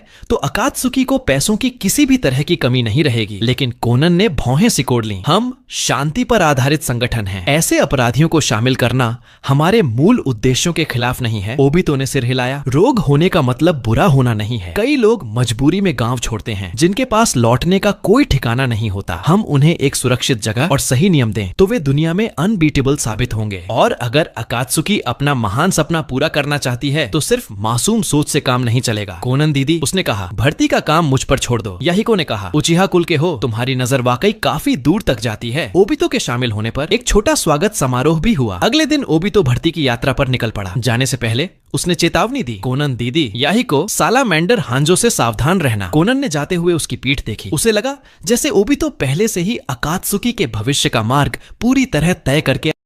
शुरू करते हैं। बहुत जल्दी ओबितो एक वयस्क टाइगर पैटर्न मास्क पहनकर निंजा दुनिया के सबसे बड़े ब्लैक मार्केट में घुस गया। उसने अपनी जेब से 3 करोड़ रियो और एक पैकेट निकाला और स्टाफ को देते हुए कहा कि उसे एक कमीशन देना है। उसने साफ तौर पर कहा कि यह मिशन काकुजू ही पूरा करेगा। कमीशन की शर्त यह थी कि 3 दिन बाद काकुजू इस पैकेट को मिजुकागे गांव के पास मौजूद पहाड़ी इलाके तक पहुंचा दे। बस इतना करते ही मिशन पूरा माना जाएगा। 3 दिन बहुत जल्दी बीत गए। ठीक समय पर काकुजू तय की गई जगह पर पहुंच गया। आखिर 3 करोड़ रियो का लालच किससे नहीं खींचता। अचानक आसपास की जगह मुड़ने लगी। अगले ही पल आग के बादलों वाला लबादा पहने ओबितो वहां प्रकट हुआ। काकुजू अंदर से चौंक गया। इतनी अजीब क्षमता उसने अपनी पूरी जिंदगी में पहली बार देखी थी। उसे ऐसा लगा कि सामने खड़ा इंसान उसी दौर का है जिससे वो खुद आता है। पैकेट सौंपने के बाद काकुजू मुड़ा और इनाम लेने जाने लगा। तभी ओबितो ने साधारण लहजे में उसे रोक लिया। जिस इंसान ने कभी प्रथम होकागे की हत्या करने की कोशिश की थी, क्या अब वो पूरी जिंदगी सिर्फ ब्लैक मार्केट में ही बिताएगा? ये सुनते ही काकुजू का दिल जोर से धड़क उठा। वो गंभीर चेहरे के साथ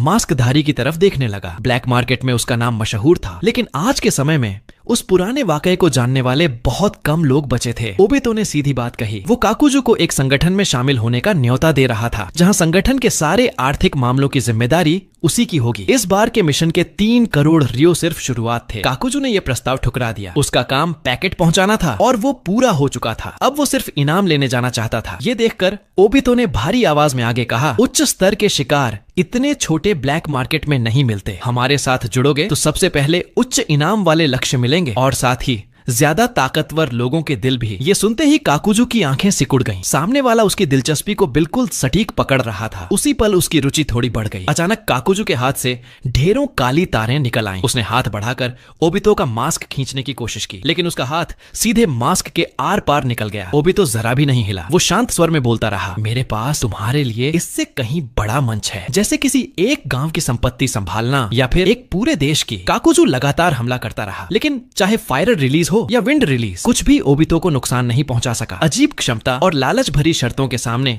आखिरकार काकुजू ने न्योता स्वीकार कर लिया। हालांकि उससे पहले उसे ब्लैक मार्केट जाकर 3 करोड़ रियो लेने थे। जब उसे याद आया कि 6 लाख रियो कमीशन में कटेंगे तो वो झुंझला उठा। वो शिकायत करने लगा कि अगर बात ही करनी थी तो सीधे उससे बात कर लेते। यूं ही 6 लाख रियो बर्बाद हो गए। इसी तरह ओबितो ने काकुजू को अपने साथ मिला लिया। काकुजू के जाते ही ओबितो ने ठंडी आवाज में कहा, वहां छिपे हो, बाहर आओ व्हाइट जेत्सु। उसने उसे रास्ता दिखाने को कहा। उसे बैठक की जगह मादारा के पास जाना था। व्हाइट जेत्सु पूरी तरह हैरान था। ये पहली मुलाकात थी, फिर भी उसे ऐसा लग रहा था जैसे सामने वाला उसे पहले से जानता हो। सबसे हैरानी की बात यह थी कि वो पर्दे के पीछे मौजूद मादारा के बारे में भी जानता था। जल्द ही ओबितो और व्हाइट जेत्सु भूमिगत बेस तक पहुंच गए। उस जगह को देखकर ओबितो के मन में हल्की सी भावना उभरी। सब कुछ पहले जैसा ही था। अंदर गहराई में पहुंचते ही एक बूढ़ा आदमी दिखाई दिया, जिसका शरीर कई पाइपों से जुड़ा था और जो गेडोमाजो के सहारे जीवित था। वही थे मादारा उचिहा। मादारा ओबितो के अचानक आने से थोड़ा हैरान हुआ। ओबितो ने बिना घुमाए पूछा, इतनी लंबी जिंदगी, इतनी गहरी तन्हाई, क्या सिर्फ आई ऑफ द मून प्लान के लिए ये सब सहना वाकई जरूरी था? मादारा हैरानी से उसकी तरफ देखने लगा। हाल के समय में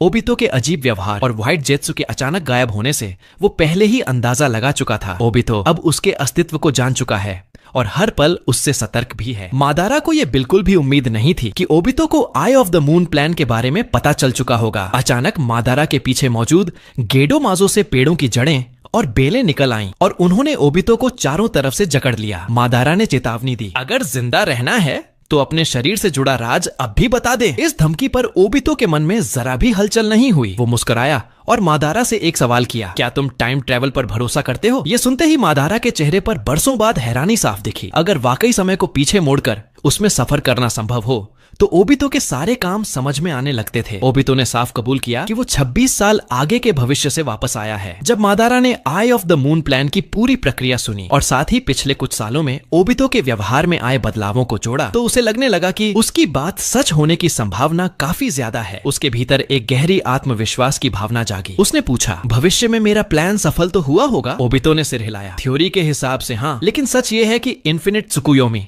असल में किसी और की साजिश थी। सब कुछ सिर्फ कागुया ओत्सुत्सुकी को दोबारा जिंदा करने के लिए किया गया था। ये सुनते ही मादारा अंदर से भड़क उठा। जिस प्लान को उसने पूरी जिंदगी बनाकर रखा वो एक धोखा कैसे हो सकता था? वो ओबितो की बात मानने को तैयार नहीं था। ओबितो मुस्कुराया। उसने कहा, अगर भरोसा नहीं है तो अभी ब्लैक जेत्सु को बुलाकर देख लो। लगभग उसी पल मादारा जोर से चिल्लाया और ब्लैक जेत्सु को बाहर आने का आदेश दिया, लेकिन इस बार वो हमेशा की तरह उसके सामने नहीं आया। ओबितो ने सिर हिलाया। अब मत बुलाओ, प्लान लीक हो चुका है। ब्लैक जेत्सु अब तक भाग चुका होगा। असल में ओबितो का इरादा जानकारी उजागर करने का नहीं था, लेकिन साधारण वजहों से मादारा को मनाया नहीं जा सकता था। इसलिए उसने जानबूझकर ब्लैक जेत्सु के भाग जाने की कीमत चुकाई ताकि मादारा सच्चाई समझ सके। ब्लैक जेत्सु दरअसल कागुया की इच्छा से जन्मा अस्तित्व था और पूरे निंजा संसार का सबसे बड़ा साजिश करता। अब जब वो गायब हो चुका है, आगे क्या नई मुसीबत खड़ी करेगा कह नहीं सकते। शांति हासिल करना अब पहले से कहीं ज्यादा मुश्किल हो गया था। ओबितो ने गेडोमाजो से जुड़ी एक सफेद पट्टी पकड़ी और उसकी ताकत का सहारा लेकर मादारा पर एक छोटा सा इन्फिनिट त्सुकुयोमी इस्तेमाल किया। पिछले जीवन की तमाम तस्वीरें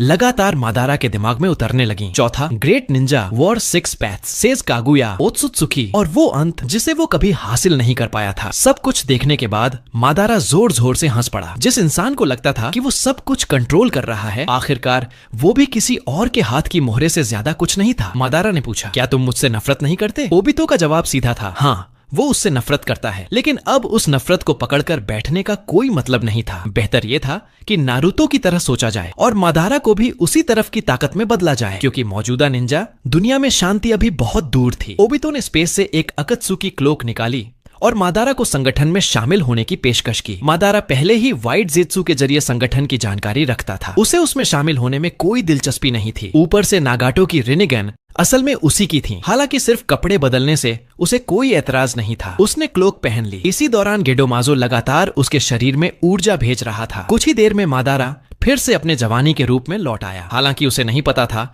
उसके पास कितना समय बचा है, लेकिन अब वो आई ऑफ द मून प्लान को आगे बढ़ाना नहीं चाहता था। जब उसे पता चला कि जिसने पूरी जिंदगी उसे इस्तेमाल किया वो ब्लैक जेत्सु था, तो उसने तय कर लिया वो उसे अपने हाथों से खत्म करेगा। मादारा ने गेडोमाजो की ताकत से अपने शरीर को पूरी तरह पुनः जवान किया और फिर ओबितो के साथ संगठन के बेस पहुंचा। जब सबने मादारा को देखा तो सब यही सोचते रहे कि ये शख्स आखिर है कौन, लेकिन काकुजो की आंखें जोर से कांप उठी। उसने तुरंत पहचान लिया ये वही इंसान था जो कभी हाशिरामा सेनजू के बराबर खड़ा होता था। तो वो यहाँ कैसे मौजूद था? मादारा ने काकुजो को ध्यान से देखा। कुछ पल बाद वो ठंडी सांस लेकर बोला, तो तुम वही हो जो 800 ली दूर से हाशिरामा पर शूरिकेन फेंकता था और अब तक जिंदा है। माहौल एकदम तनाव से भर गया। भले ही उन्होंने कभी मादारा को सामने से न देखा हो, लेकिन बचपन से मादारा उचिहा की कहानियां सबने सुनी ही थीं। ओबितो ने हाथ के इशारे से सबको शांत रहने को कहा। कुछ कारणों की वजह से मादारा अभी कुछ समय तक संगठन में ही रहने वाला था। उधर खड़े नागाटो ने महसूस किया कि उसकी रिनिगैन में हल्की सी हलचल हो रही है। वो आंख पकड़ते हुए बोला कि मादारा और रिनिगैन के बीच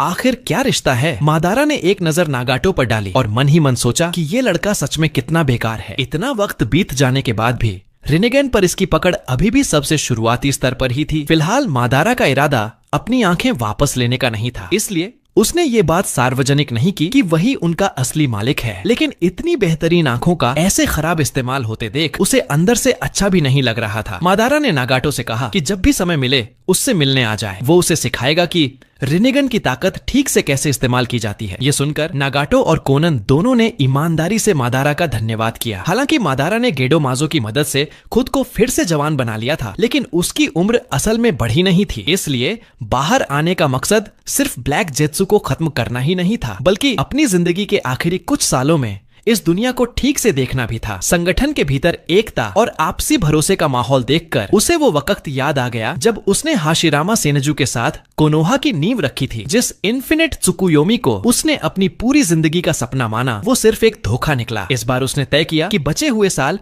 किसी और तरीके से जिएगा। इसी तरह 1 महीना बीत गया। मादारा के मार्गदर्शन में संगठन के सदस्यों ने चाहे टैजुत्सु हो या निंजुत्सु, दोनों में जबरदस्त तरक्की की। एक दिन याहिको बारिश में अकेला खड़ा काफी देर तक सोचता रहा, मानो उसने कोई बड़ा फैसला कर लिया हो। उसने कोनन और नागाटो को बुलाया और तीनों मिलकर मादारा के पास पहुंचे। फिर याहिको ने दिल से विनती की कि मादारा उसकी जगह संगठन का नेता बन जाए। शांति का वो बड़ा सपना जो संगठन देख रहा था, उसके लिए याहिको खुद को काफी नहीं मानता था। मादारा कुछ देर तक सोचता रहा। पिछले जीवन में इन तीनों की जो दर्दनाक किस्मत थी, उसमें वो खुद भी कहीं न कहीं जिम्मेदार था। एक तरह से इसे थोड़ा सा प्रायश्चित मानकर उसने उनकी बात अस्थायी तौर पर मान ली। याहिको के चेहरे पर मानो कोई बड़ा बोझ उतर गया हो। उसने फिर से मादारा का धन्यवाद किया। आज से उनका नेता, बारिश का दैत्य मादारा उचिहा था। जब याहिको ने संगठन के सभी सदस्यों को बुलाया तो मादारा ने गंभीर आवाज में कहा, आज से मैं तुम्हारा नया नेता हूँ। अब से हमें अंधेरे में छिपने की जरूरत नहीं। जो काम 5 महान देश करने की हिम्मत रखते हैं, हम भी करेंगे, और जो काम वो नहीं कर पाते, वो भी हम ही करेंगे। सुबह की हल्की रोशनी एक दिन दोपहर के सूरज में बदलेगी और पूरी धरती को रोशन करेगी। इस समय रेखा की दुनिया अब मादारा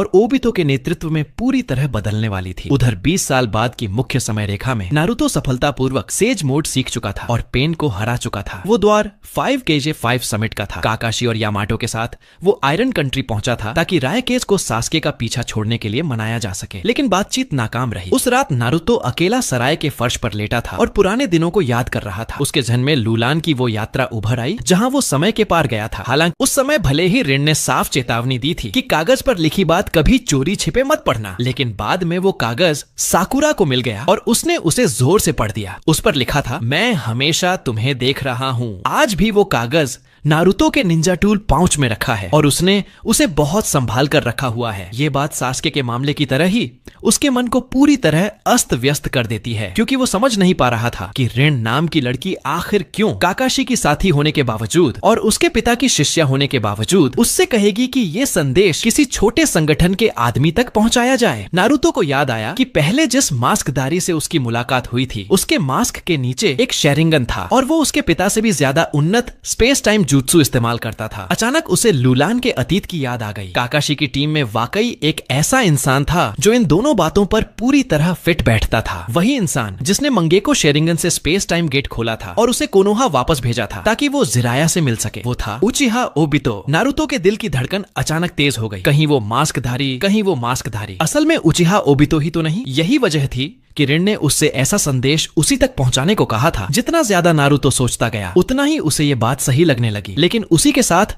कई नए सवाल भी खड़े हो गए। दिल से अच्छा इंसान ओबितो भविष्य में उस संगठन का हिस्सा कैसे बन गया और फिर खुद को उचिहा मादारा क्यों कहने लगा? जब नारुतो इन सवालों में उलझा हुआ था तभी उसके पीछे से एक हल्की सी आवाज आई। पीछे मुड़ते ही वो इसी समय रेखा का मास्कधारी आदमी था। नारुतो ने रिफ्लेक्स में एक रसेंगन बना लिया। ओबितो ने हाथ उठाकर उसे शांत रहने का इशारा किया। उसने कहा कि वो लड़ने नहीं, सिर्फ बात करने आया है। नारुतो को याद आया 20 साल पहले लूलान की वो यात्रा जब रिन नाम की लड़की ने उसे एक कागज दिया था, वही कागज जो उसे इसी मास्कधारी तक पहुंचाना था। कुछ पल सोचने के बाद नारुतो ने सवाल किया, तुम आखिर हो कौन? उचिहा मादारा या उचिहा ओबितो? ये सुनते ही ओबितो का अब तक शांत खड़ा शरीर अचानक सख्त हो गया। वो समझ नहीं पा रहा था कि नारुतो उचिहा ओबितो का नाम कैसे जानता है। उसने भारी आवाज में दोहराया, मैं जाहिर है उचिहा मादारा हूँ। लेकिन सामने वाला साफ बात जानते हुए भी नाटक कर रहा था। तो नारुतो ने सीधी बात की, क्या तुम नोहारा रिन को जानते हो? कहते हुए उसने अपने बैग से वो कागज निकाल लिया और बोला कि यही वो संदेश है जो रिन ने उसे मास्कधारी को देने के लिए कहा था। जैसे ही ओबितो ने रिन का नाम सुना उसने एक झटके में कागज छीन लिया। नारुतो के दिल में झटका लगा। कितनी तेज रफ्तार थी। ओबितो ने बहुत सावधानी से उस कागज को महसूस किया। उसके मन में जबरदस्त उथल पुथल मच गई। उस कागज में मौजूद चक्रा ये बिना शक रिन की ही थी। जब उसने उसे खोला तो अंदर वही लिखा था, मैं हमेशा तुम्हें देख रही हूँ। उस जानी पहचानी लिखावट और शब्दों को देखते ही ओबितो खुद को संभाल नहीं पाया। उसका एक हाथ अपने आप सीने पर चला गया। वो पूरी तरह यकीन कर चुका था ये कागज सच में रिन ने ही लिखा था और सिर्फ रिन ही उसकी इतनी परवाह कर सकती थी। मतलब रिन हमेशा से उसे देख रही थी। ओबितो पूरी तरह बेकाबू हो गया। वो तेजी से आगे बढ़ा और नारुतो को पकड़कर पूछा कि ये कागज उसे कहाँ से मिला। नारुतो चाहकर भी खुद को बचा सकता था, लेकिन उसने ऐसा नहीं किया। उसकी आंखों में गुस्सा था। हल्की सी हंसी के साथ उसने कहा, तो इसका मतलब तुम सच में ओबितो ही हो। मुझे लगा था तुम जैसे कमीने में अब इंसानियत का नामो निशान भी नहीं बचा होगा। ये सुनते ही ओबितो गुस्से से चिल्लाया, तुम समझते ही क्या हो? उसने कमुई एक्टिवेट किया और नारुतो को स्पेस टाइम में खींचने लगा, लेकिन उसी पल पीछे से रैकिरी आ गई। ओबितो को अब्सॉर्ब करने की बजाय फेज मोड में जाना पड़ा। उसी समय जमीन से लकड़ी की बेलें निकली और नारुतो को उससे दूर खींच ले गईं। काकाशी को आते देख ओबितो ने खुद को फिर से शांत किया। भारी लहजे में उसने कहा, नारुतो को चारे की तरह इस्तेमाल करके छिपकर हमला करना और ठीक उसी पल वार करना जब मैं मटेरियलाइज हूँ। लगता है पिछली भिड़ंत के बाद तुमने मेरी कमजोरी पहचान ली है। वाकई तुम्हें कम नहीं आंक सकता काकाशी। दोनों पक्ष एक दूसरे से फासला बनाकर खड़े हो गए। इस समय काकाशी की शेरिंगन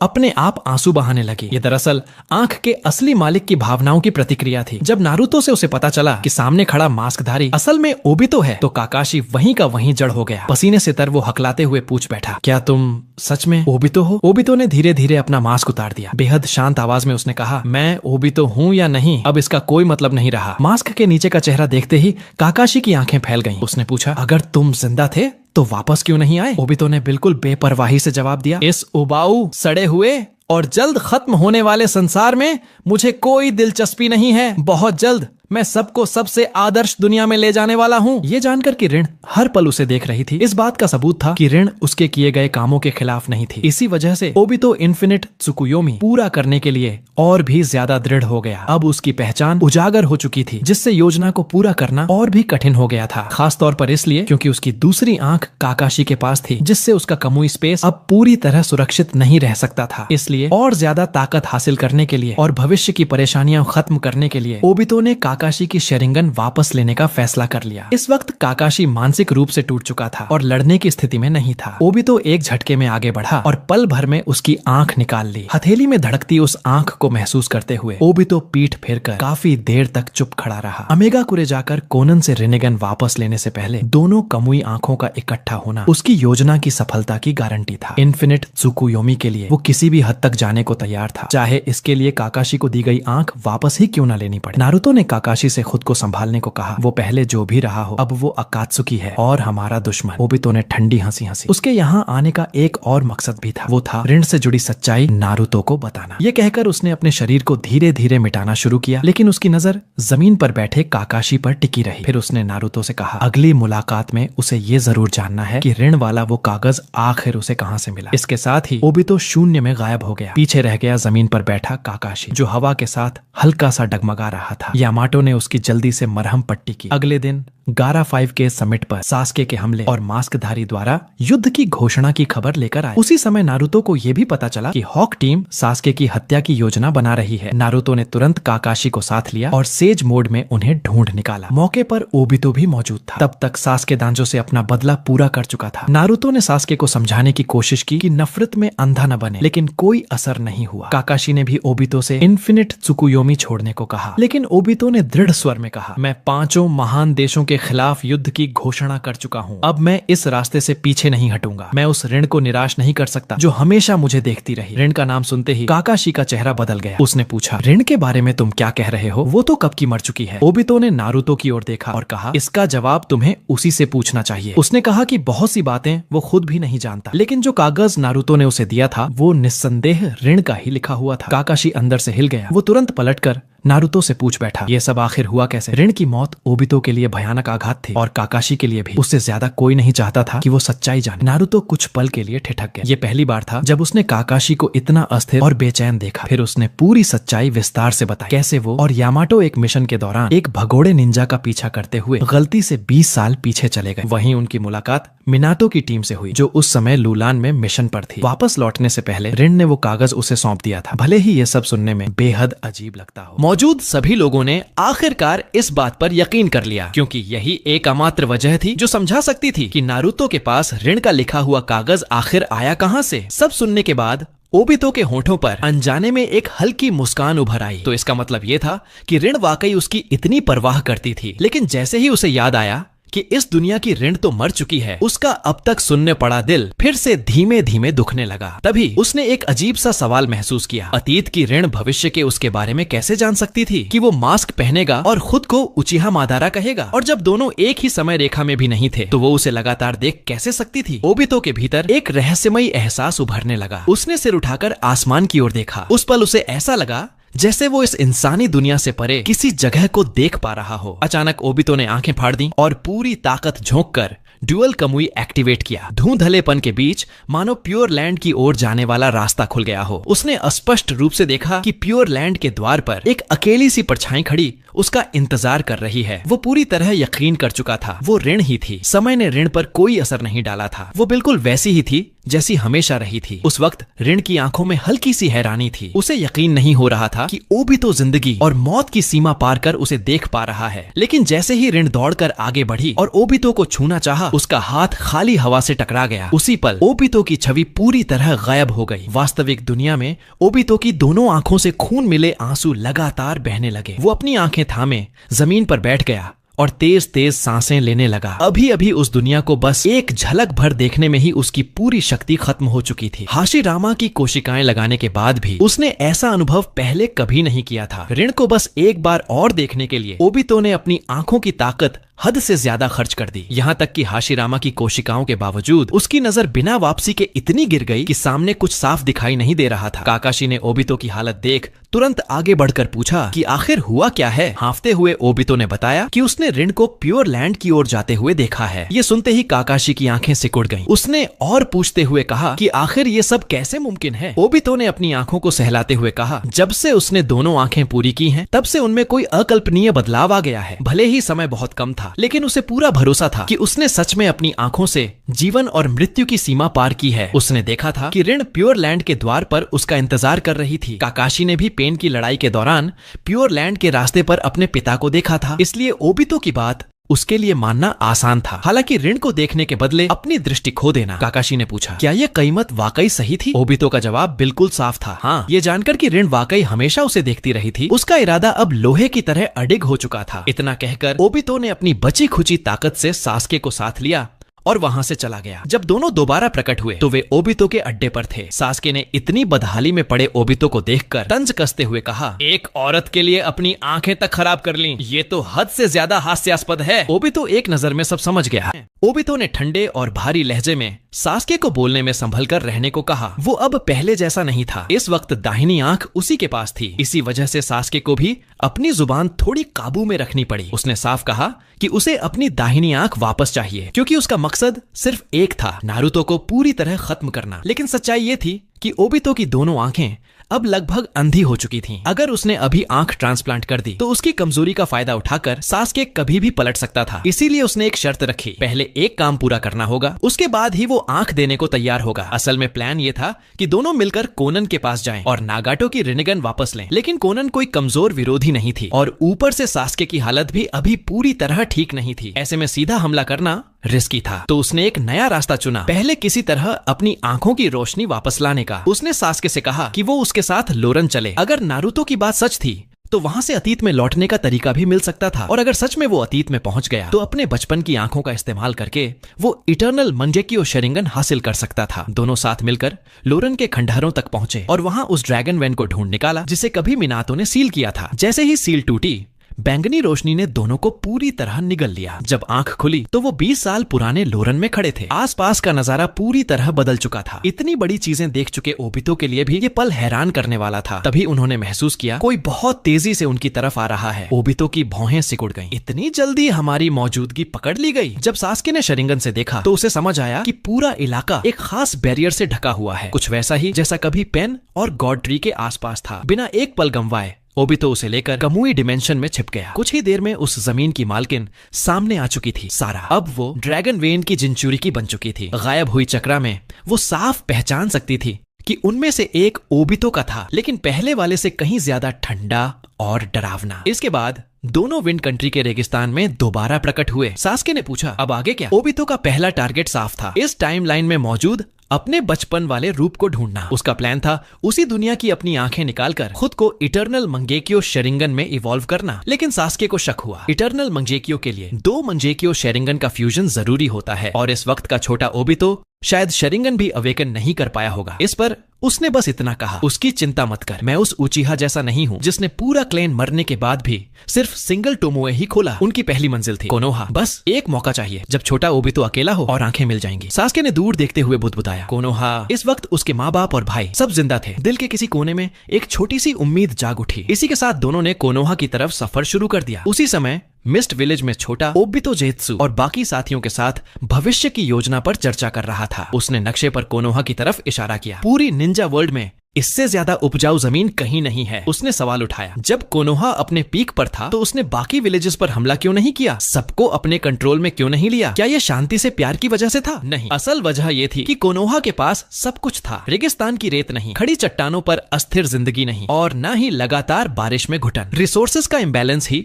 बड़े युद्धों की असली जड़ होता है। अगर हर विलेज की हालत कोनोहा जैसी कर दी जाए तो शांति खुद ब खुद आ जाएगी। इतना कहते हुए ओबितो ने कमुई डिमेंशन से एक चाक्रा एनर्जी कन्वर्टर निकाला और कहा, यही है शांति का असली राज। मादारा ने ओबितो के हाथ में पकड़ी मशीन पर एक नजर डाली और ज्यादा गंभीरता नहीं दिखाई। तो यही है तुम्हारा शांति लाने का तरीका? छोटे ओबितो ने हल्की मुस्कान के साथ कहा, ये मशीन जितनी दिखती है उससे कहीं ज्यादा खास है। ये चाक्रा को अलग अलग नेचर, विंड, फायर, लाइटनिंग जैसी एनर्जीज में कन्वर्ट कर सकती है, जिससे इंसानों की जिंदगी बेहद आसान हो सकती है। उसने बताया कि ये टेक्नोलॉजी लॉरेन से आई है। वहीं इसी मशीन की मदद से ड्रैगन वेन की ताकत लेकर रेगिस्तान के बीच एक विशाल शहर खड़ा किया गया था। अब अगर ड्रैगन वेन की जगह 10 टेल्स की शक्ति इस्तेमाल की जाए तो शायद निंजा वर्ल्ड के छोटे बड़े सभी गांव कोनोहा जैसी उपजाऊ जमीन पा सकें। अगर ऐसा हो गया तो दुनिया में झगड़े अपने आप कम हो जाएंगे, लोगों की जिंदगी खुशहाल हो जाएगी। एक तरह से ये लो बजट इन्फिनिट त्सुकुयोमी जैसा होगा। कुछ पल के लिए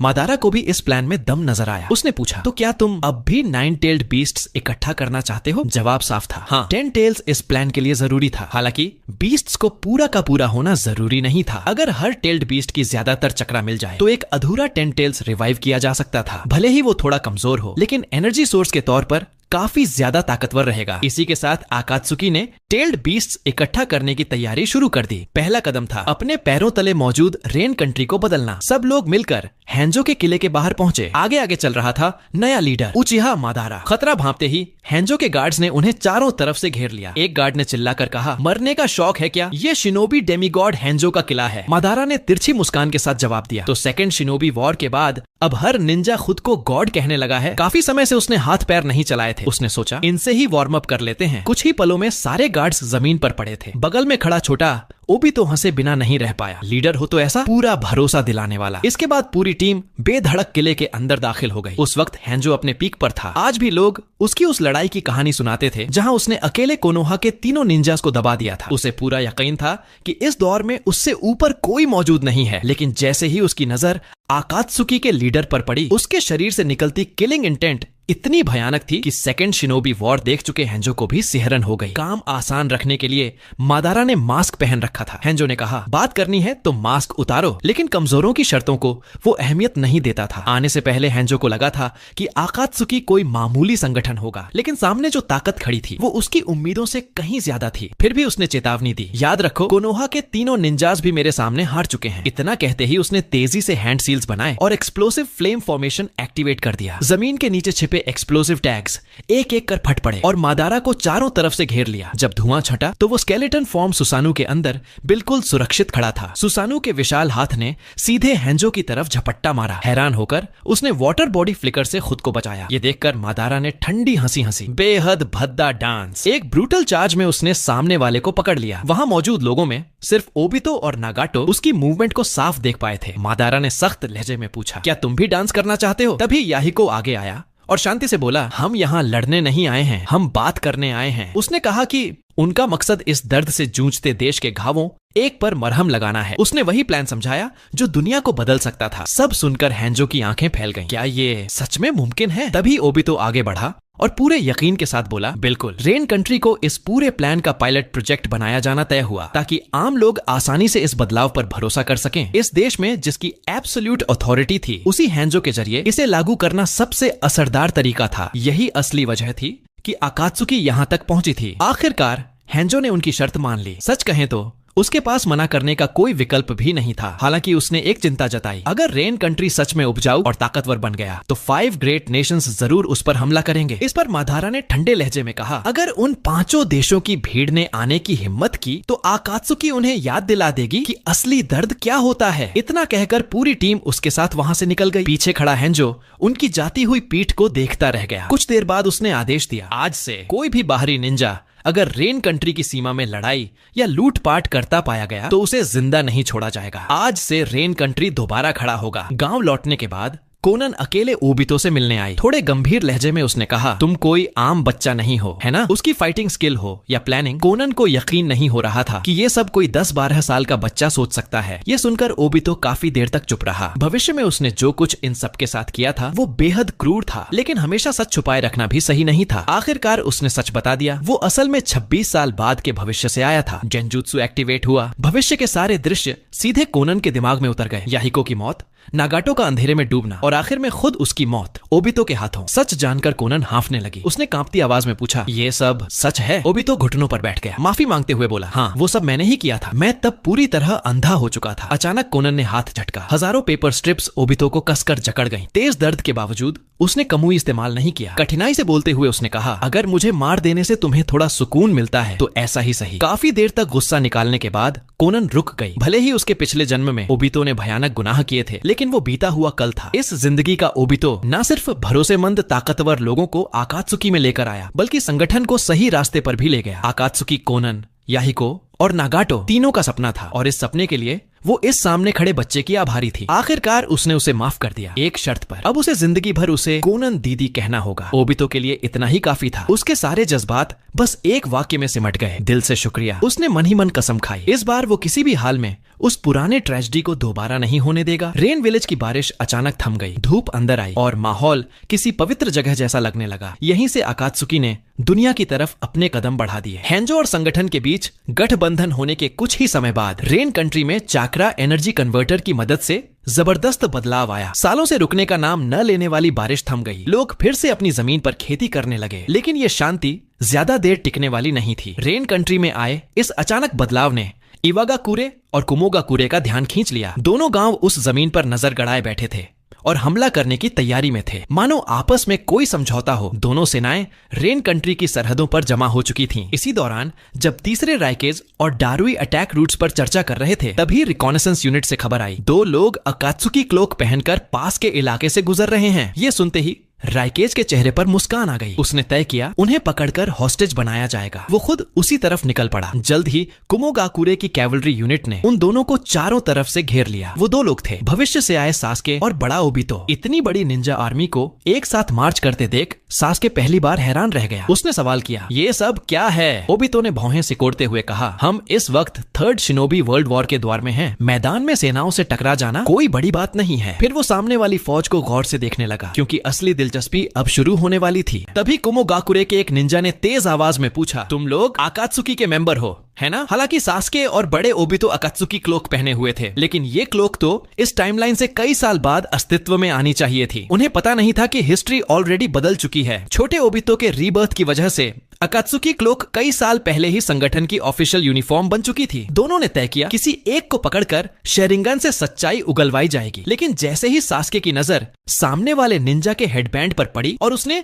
कुमोगाकुरे का निशान देखा, उसका गुस्सा भड़क उठा। अभी ज्यादा वक्त नहीं बीता था जब राइकेज ने उसे बेरहमी से पीटा था। उसने कुसानागी सोर्ड खींची और एक ही पल में आगे बढ़े कुमो निंजा को जमीन पर ढेर कर दिया। बाकी निंजा झुंड बनाकर टूट पड़े। ओबितो के रोकने और जानकारी निकालने के इशारे को सास्के ने पूरी तरह नजरअंदाज कर दिया। उसकी आंखों में अब सिर्फ खून उतर चुका था। अचानक नीली बिजली की एक लकीर चमकी। एक ही झटके में उसने अपने आदमियों को बचाया और खाली हाथ सास्के की कुसानागी सोर्ड को रोककर उछाल दिया। आने वाला कोई और नहीं, तीसरा राइकेज था। सास्के ने तुरंत हैंड सील्स बनाए और चिडोरी एक्टिवेट कर दिया। वो झुकते हुए सीधे राइकेज पर टूट पड़ा, लेकिन जो चिडोरी कभी चौथे राइकेज को भेज चुकी थी, वो यहाँ बिल्कुल बेअसर साबित हुई, क्योंकि तीसरे राइकेज की डिफेंस अपने सक्सेसर से भी ज्यादा खतरनाक थी। उसने तारीफ करते हुए कहा, लाइटनिंग स्टाइल अच्छा इस्तेमाल करते हो। इतना कहते ही उसने सास्के को कमर से पकड़कर हवा में उठा लिया। एक जबरदस्त दहाड़ के साथ उसने रेगर बॉम्ब चला दिया। सास्के को जमीन में दे मारा गया और धरती कांप उठी। अब तक कोई भी इस अटैक को झेलकर जिंदा नहीं बचा था, लेकिन अगला ही पल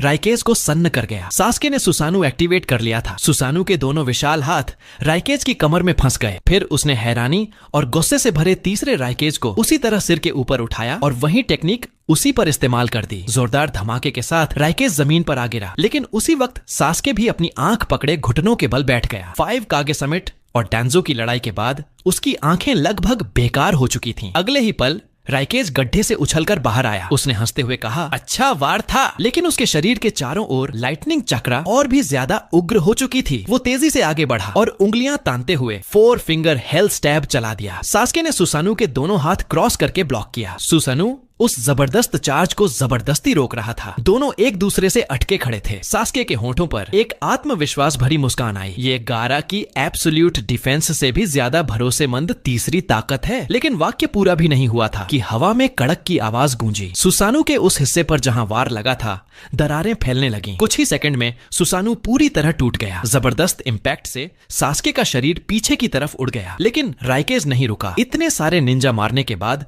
वो उसे जिंदा नहीं छोड़ने वाला था। 4 फिंगर हेल स्टैब अचानक 2 फिंगर हेल स्टैब में बदल गया और सीधे सास्के की तरफ बढ़ा। मजबूर होकर सास्के ने राइकेज को लॉक किया और बची खुची ताकत झोंककर अमाटेरासु एक्टिवेट कर दिया। खतरे को भांपते हुए राइकेज ने आखिरी पल में शरीर को मोड़ा और काली आग से बच निकला। इसी थोड़ी सी मोहलत में सास्के सुरक्षित जमीन पर आ गिरा। वो अपने बाएं आंख को ढंक कर सामने खड़े राइकेज को देखने लगा और उसी पल राइकेज ने भी हमला रोक दिया। तीसरा राइकेज अभी जो कुछ हुआ था उसमें काफी दिलचस्पी दिखा रहा था। वो काली आग जो कभी बुझती नहीं और वो बैंगनी रंग का विशाल योद्धा सुसानु। उसने सीधा सवाल किया, तो ये आंखें ही हैं जिन्हें लेजेंड्स में मनगेक्यो शरिंगन कहा जाता है? फिर अचानक उसने मुस्कुराकर कहा, क्या तुम्हें मेरा बेटा बनने में दिलचस्पी है? कुमोगाकुरे को हमेशा काबिल निंजा की तलाश रहती है। सास्के ने बिना सोचे सीधा इनकार कर दिया। इस वक्त वो खुद भी और बड़ा ओबितो भी काफी बैटल डैमेज्ड हालत में थे। न पूरी ताकत बची थी न स्टेमिना। आगे आंखें छीनने वाली लड़ाई कभी भी हो सकती थी, इसलिए ताकत बचाना जरूरी था। ओबितो ने इशारे से सास्के को पीछे हटने को कहा। फिर उसने जानबूझकर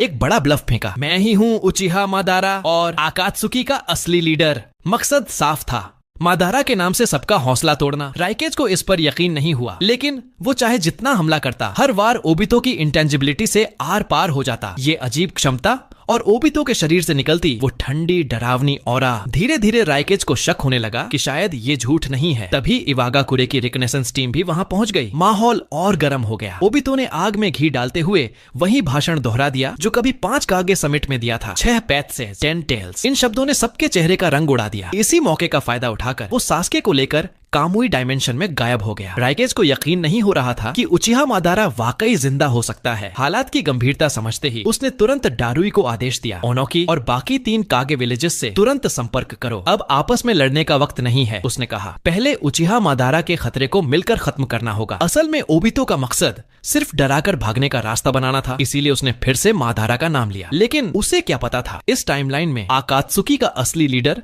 वाकई उचिहा मादारा ही था। बड़े ओबितो की इस हरकत ने पूरे संगठन को सीधे गहरे गड्ढे में धकेल दिया। अब आकात्सुकी 5 ग्रेट नेशंस का सीधा निशाना बन चुकी थी। सारे बड़े देश उन्हें खत्म करने के लिए एकजुट होने लगे। कुछ समय बाद सास्के और बड़ा ओबितो एक सुरक्षित जगह पर पहुंचे। आने वाले तूफान को देखते हुए ओबितो ने रिस्क लेने का फैसला किया। पहले सास्के की दाहिनी आंख ट्रांसप्लांट करनी होगी। जल्द ही ऑपरेशन सफलतापूर्वक पूरा हो गया। कुछ ही दिनों में सास्के इटर्नल मंगेक्यो शरिंगन जागृत कर सकेगा। उधर कुमोगाकुरे ने यह खबर सारे निंजा विलेजेस में फैला दी। उचिहा मादारा जिंदा है। तीसरे राइकेज ने सबसे अपील की, पुरानी दुश्मनियां भूलकर एक साथ खड़े होने की। दुश्मन अब अंदरूनी नहीं बाहर था, आकात्सुकी और उसका लीडर। कोनोहा के कार्यालय में तीसरा होकागे गहरी चिंता में डूबा हुआ था। मादारा और कोनोहा की दुश्मनी सबसे पुरानी और गहरी थी। अगर वो सच में लौट आया था तो बदला लेने जरूर आएगा। काफी सोच विचार के बाद हिरुजेन ने कुमोगाकुरे का प्रस्ताव स्वीकार कर लिया। दूसरी तरफ ओनोकी भी चैन से नहीं सो पा रहा था। मादारा ने उसके मन पर बहुत गहरा डर छोड़ रखा था। आखिरकार उसने भी साथ देने का फैसला किया। सुनागाकुरे ने भी वही रास्ता चुना। सिर्फ किरिगाकुरे अब भी चुप बैठा रहा, क्योंकि मिस्ट विलेज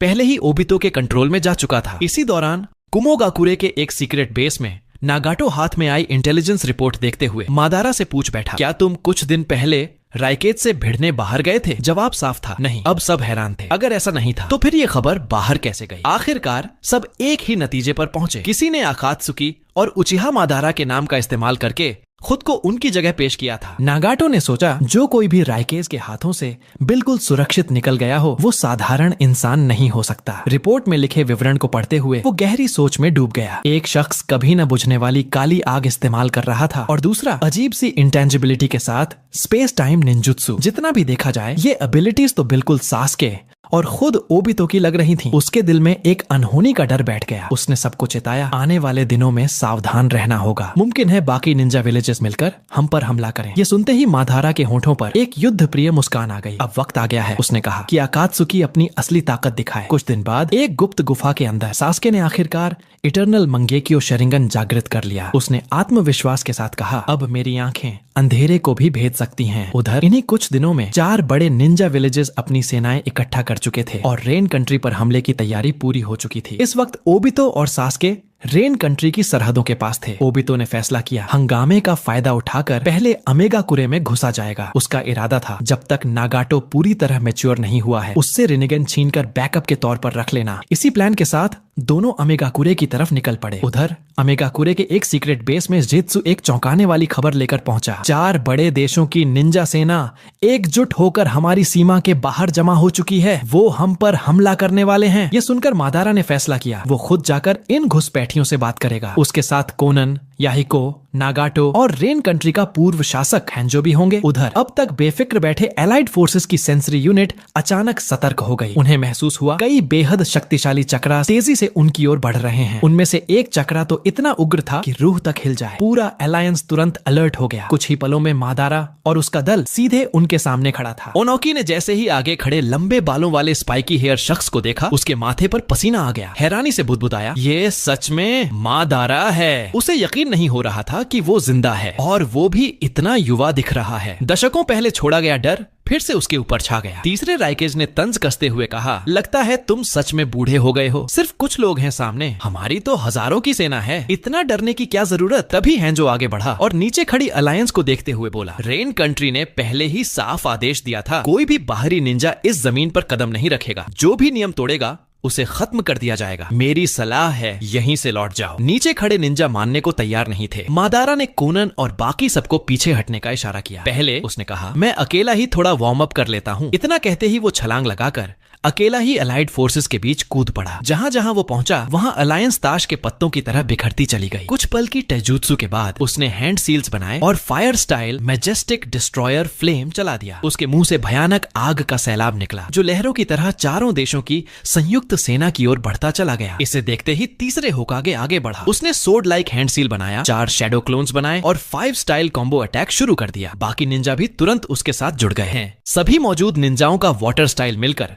आखिरकार मादारा की तबाही मचाने वाली आग की लहर को रोकने में कामयाब हो गया। मादारा ने दोनों हाथ सीने पर बांधते हुए सामने खड़े हिरुजन को देखा। उस वक्त टोबिरामा के अंडर में जो छोटा सा लड़का था, उम्र तो बढ़ गई है लेकिन लगता है अभी भी थोड़ा बहुत हाथ पैर चला लेता है। जैसे ही मादारा जरा सा रिलैक्स हुआ, तीसरे राइकेज लगभग टेलीपोर्ट जैसी रफ्तार से उसके पीछे प्रकट हो गए। हेल स्टैब सीधा उसकी ओर आया। अटैक के बिल्कुल करीब आते ही मादारा ने हल्का सा साइड स्टेप लिया और वॉर को आराम से डॉज कर लिया। राइकेज एक पल के लिए ठिठक गए। इतने सालों में कोई भी ऐसा नहीं था जिसने सिर्फ स्पीड के दम पर उनके हेल स्टैब को इतनी सहजता से टाल दिया हो। उन्हें यकीन नहीं हुआ। उन्होंने तुरंत खुद को रोकते हुए पलटकर दोबारा लिगर बॉम्ब लॉन्च कर दिया। मादारा के चेहरे पर हल्की सी प्रशंसा झलक उठी। तीसरा राइकेज काबिल तो है। इतनी कम दूरी पर इस बार खुद मादारा के लिए भी डॉज करना मुमकिन नहीं था। जैसे ही वॉर लगने ही वाला था, एक गहरे नीले रंग का कंकाल अचानक उभरा और मादारा को पूरी तरह कवर कर गया। लिगर बॉम्ब जोर से फर्स्ट स्टेज सुसानु पर जा टकराया। कुछ ही पलों में उसकी बाहरी परत पर गहरी दरारें पड़ गईं। दोनों के बीच जबरदस्त टकराव जारी रहा। तभी अचानक जमीन के नीचे से सुसानु सोड उभरकर राइकेज की ओर झपटा। उनकी रिएक्शन स्पीड कमाल की थी। एक छलांग में साइड होकर उन्होंने वॉर को टाल दिया और फिर से लिगर बॉम्ब पूरी ताकत से दरारों से भरे सुसानु पर दे मारा। ब्रेक! उनकी दहाड़ गूंज उठी। आखिरकार मादारा का फर्स्ट स्टेज सुसानु टूटकर बिखर गया। राइकेज का हाथ आगे बढ़ता रहा लेकिन सुसानु की मोटी रुकावट के कारण उसकी ताकत काफी हद तक कम हो चुकी थी। मादारा ने बेहद सटीक टाइमिंग के साथ उनका हाथ पकड़ लिया। जैसा मैंने अंदाजा लगाया था, तुम्हारा अटैक फर्स्ट स्टेज सुसानु को तोड़ने के लिए जस्ट इनफ है। फिर ठंडी आवाज में बोला, लेकिन अब मैंने तुम्हें पकड़ लिया है। अगले ही पल उसकी मुट्ठी राइकेज के सीने पर जा लगी। एक ऐसा जबरदस्त झटका कि राइकेज को लगा जैसे किसी पहाड़ ने टक्कर मार दी हो। पूरा शरीर कांप उठा और वो दूर जाकर जा गिरे। दूर से ये सब देख रहे हिरुजन की आंखों में चमक आ गई। ये टेक्निक काफी हद तक त्सुनादे की मॉन्स्टर स्ट्रेंथ पंच जैसी है। पहाड़ से टकराकर भी राइकेज रुके नहीं। एक सैवेज डैश के साथ वो फिर से सबके सामने आ खड़े हुए। होठों से खून पोंछते हुए उन्होंने कहा, माना पड़ेगा, मादारा वाकई ताकतवर है। पहली बार किसी ने सिर्फ पंचेस से मेरी डिफेंस तोड़ी है। फिर मुस्कुराकर बोले, लेकिन इतनी चोट मुझे रोकने के लिए काफी नहीं। और वो फिर से आगे बढ़े। इस बार मादारा ने बस नजर डालकर देखा। हाथ अब भी सीने पर थे। कोई बड़ा आदमी बच्चों से लड़ते वक्त सीरियसली खेलता है क्या? फिर हल्के से बोला, हाँ, एक टेक्निक है जिसे मैं काफी समय से ट्राई करना चाहता था। इतना कहकर उसने सील्स बनाए, wood style deep forest emergence. एक विशाल जंगल की लहर आगे की ओर उमड़ पड़ी। राइकेज चौंक गए। पहली बार इस टेक्निक को देखकर वो पल भर में ही जंगल के भीतर फंस गए। कुछ ही देर में लैंड ऑफ रेन की सीमा पर पड़ी बंजर जमीन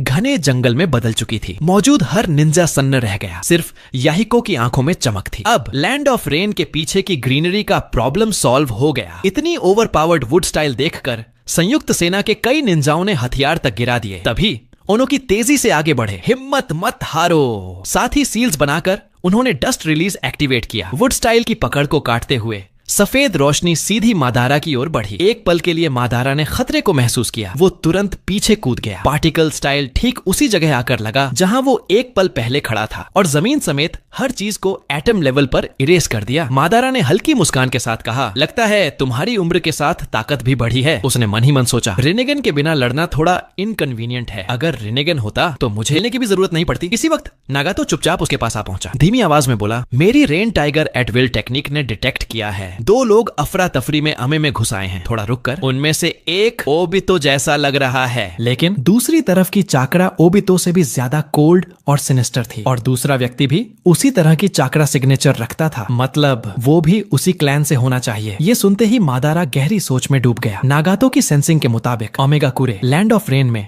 2 ऊंचिया घुसपैठ कर चुके थे और उनमें से एक का रिश्ता सीधे ओबितो से था। उसके दिल में एक अनजानी सी बेचैनी उठी। उसने नागातो और बाकी लोगों को आदेश दिया कि वे तुरंत वापस जाकर ओमेगाकुरे की रक्षा संभालें। यहाँ का मोर्चा वो अकेले संभाल लेगा। नागातो और उसकी टीम बिना देर किए लौट गई। इधर संयुक्त सेना के चारों कांगे आगे बढ़े और मादारा को घेर लिया। 4 बनाम 1। उन्होंने ताना मारते हुए कहा कि इसे नीचता मत समझे। आखिर सामने वाला उचिहा मादारा जो है। मादारा ने बस एक उपेक्षापूर्ण मुस्कान दी। अगले ही पल उसने वुड स्टाइल से 16 क्लोन्स बना दिए। हर कांगे के हिस्से में 4-4 क्लोन्स आए। वो हंसते हुए बोला, अब ये 4 बनाम 1 नहीं, ये तो 16 बनाम 4 है। और हाँ, मुझे भी नीच मत कहना। आखिर तुम लोग चारों महान कागे हो। उसी समय जब मादारा चारों महान राष्ट्रों से भिड़ा हुआ था, ओमेगाकुरे की सड़कों पर 2 साए चुपचाप आगे बढ़ रहे थे। ये थे भविष्य से आए हुए ओबितो और सासुके। ओबितो ने आंखें बंद की और आसमान से गिरती बारिश को महसूस किया। Rain tiger at will technique. उसे साफ याद था, इस समय का नागातो अभी इस टेक्निक को इस्तेमाल करने में सक्षम नहीं होना चाहिए था। तो क्या इतिहास में चुपचाप कुछ बदल चुका था? उसने